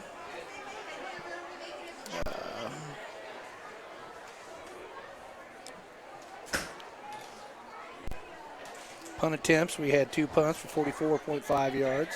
I believe we had 10 points off of their turnovers. They had none off of ours. Seriously, I think we had the field goal off of that first one, and then the second one we got a touchdown off of, and the last one was the one at the end of the game. Time of possession for the Titans was 28:01. For South, it was 18:20. First downs, 23 for Lee Summit West, 17 for Blue Springs South. Sammy was 14 for 25 for 195, 2 touchdowns and 1 interception.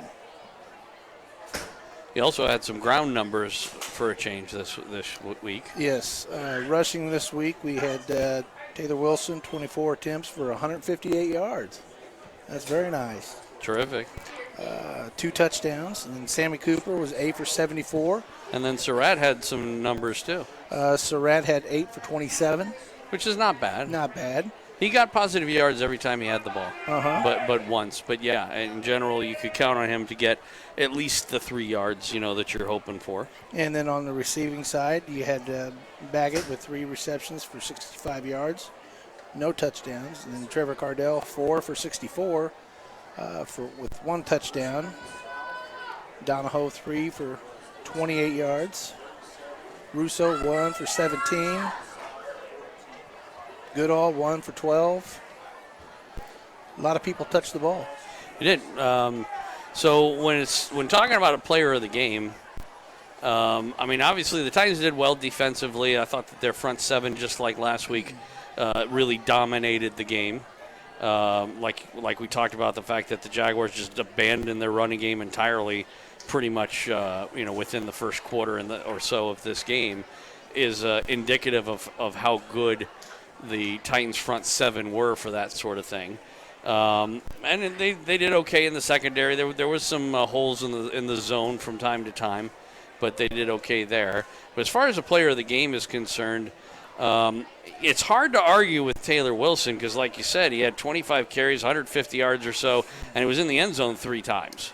That's a game performance. Yeah, I think that's a no-brainer. The only reason why I even hesitate is that it's really tough, though, to not say that this was a breakout game for Sammy Cooper, and not even so much for the numbers he put up, but just being the field general that he was in this game.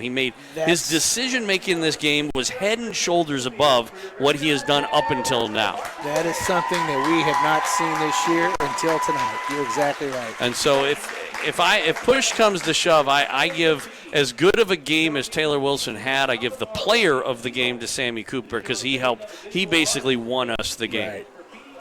Good point. And so it's a tough one, but I think they both are deserving.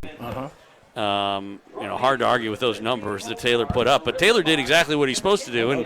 But at the same time, I was just impressed with the kind of quarterbacking that Sammy Cooper did. Right. The decision-making he gave, he threw 1 interception, and it wasn't even a bad one per se. He generally wasn't forcing the ball in. He made good decisions. He threw it away when he needed to. He ran the ball when he needed to, and so on. It was just overall, it was the best quarterback game he's played. It is. So next week, the good news is that they come to town, Columbia Rockbridge. They've had a trying season. They had their hats handed to them by DeSmet last week, but there are a lot of high school teams that can say that without a whole lot of embarrassment. DeSmet is very good. They always are. And then the first week was Rockhurst, of course. So it's kind of tough to. I was trying to take a quick look here to see if I could find out how they did this week. I don't even know who they were playing. Just looking at some of the numbers. By the way, Lee Summit North beat Blue Springs 31-21 the final there. Wow. Yeah, that's an eye-opener. Yeah. Well, Lee Summit North was a good team last year. Fort Osage, by the way, Belton is, no offense to Belton, but they are just god-awful this year. And because Fort Osage was not a good team, and they beat them 41-0. Oh, no. And so that doesn't really look very good. No. So, let's see. But I'm looking for the Rockbridge score. I haven't got to it yet. I was telling you earlier, it's interesting that the Lawrence High, not that anybody really cares that much, they ended up beating Shawnee Mission East today 30-7. But that was actually a yesterday game. It was a Thursday night game. And they got about 6 minutes into the first quarter when the deluge started coming down. Man. And what was weird about it, though, and by the way, Olathe East beat Lawrence Free State. That's a bit of an upset. 26-17, the final in that game. That is. At any rate, but as far as the Lawrence game is concerned, I was talking about this earlier today on the radio there in Lawrence, which was that it was unusual. You know, if you have a Thursday night game, you would think that if you had to reschedule a Thursday night game, you'd reschedule it to Saturday. Why they decided they played the game today at 3:00 in the afternoon. Oh man! I mean, right after school was out. They had to have let the football players out early to get ready, I would imagine. I can't imagine anybody from Olathe East managing, or Shawnee Mission East, managing to make it to the game if it was a 3:00 game, unless they left school early. Right. I don't know if maybe they gave them a half day today or something. I bet they did. Oh, by the way, here's another eye-opening final. Liberty North 24-3 over Park Hill. Wow. How about that? That's big. And Rockhurst beats Raypeck 17-9. I wonder whether or not that Blue Springs South game last week with Raypeck wasn't a bit of a balloon game where the air was let out of the Raypeck, because they were really rolling before that happened, and now Rockhurst obviously is a very good team, and there's no shame in losing to them. But going into this week, you would have figured Raypeck would have been the favorite, or at least that it was a toss-up. Well, I tell you what, I'm still shocked about the Lee Summit North Blue Springs game. Raytown beats Raytown South 57-16. That's also a final. Still looking for the Rockbridge score. Park Hill South 52-7 over St. Joe Central. Staley is leading Lee Summit 14-7. The best we have is a third quarter score there. I don't know what it may be over by now, but that's all I have reported in. So that's a close game. That could go either way. Although, if history is any indication, Lee Summit will end up winning that game, because so far every school in the district has done what every other school in the district has done. Because if you remember, everybody lost the first week and everybody won the second week. Now we and North have won this week, so that means, Lee Summit High is going to have to come and win. Very true. I wonder if Rockbridge isn't playing a St. Louis school again because they're not here in this Preps KC app, which would suggest that they're not playing on this side of the state. I'm guessing, Mark, but I don't know that. Although I also don't see a Boonville score. Hey, now come on, Pirates! I know. I was looking. I was going to tell you they lost, no matter what the score was. And I know you will. Just to see the reaction. So, unfortunately, I do not have a score from Rockbridge to let you know how they did this week. So we'll kind of have to find out. But, like I said, I think that it's a bit of it would be foolish of us to think that just because they've had a hard time the first couple of weeks. Okay, I got a score. They're playing Columbia Battle. Battle has them 21-14 with about 5 minutes left to go. Got that off the Max Prep site. Very good. Battle's always tough. But if we go in, if Rockbridge comes to us with an 0-3 record, that would be a trap game as far as I'm concerned. Wouldn't you say? Uh-huh. That not, especially after the Titans doing very well the last couple of weeks, right. They've got to be full of confidence, and that's great. But at the same time, you can't look past a Rockbridge team. They're going to be good. Not at all. And I tell you what, has Rockbridge ever beat us? I don't think Rockbridge has ever beat us, have they? And a lot of incentive for them to do so. Oh, no. You don't want to start the season 0-4. No doubt. So we'll see. Well, good news is the Titans get their business trip going. Oh, yeah. And they win it tonight, 37-14, the final here over Blue Springs South. We hope you can join us next week as Columbia Rockbridge comes to town out to Titan Stadium. But if you can't, you can always watch and listen to the action at 810varsity.com and lswradio.com. So we appreciate you joining us this week. For my partner, Coach Royce Bame, and our two kids, the interns, and our EP, Mark Files. Grandpa. Grandpa Mark File, excuse me. Joel Becker here from Blue Springs South saying good night on Titan Football, a presentation of Back Porch Sports, Beck Bros Productions, and 810varsity.com.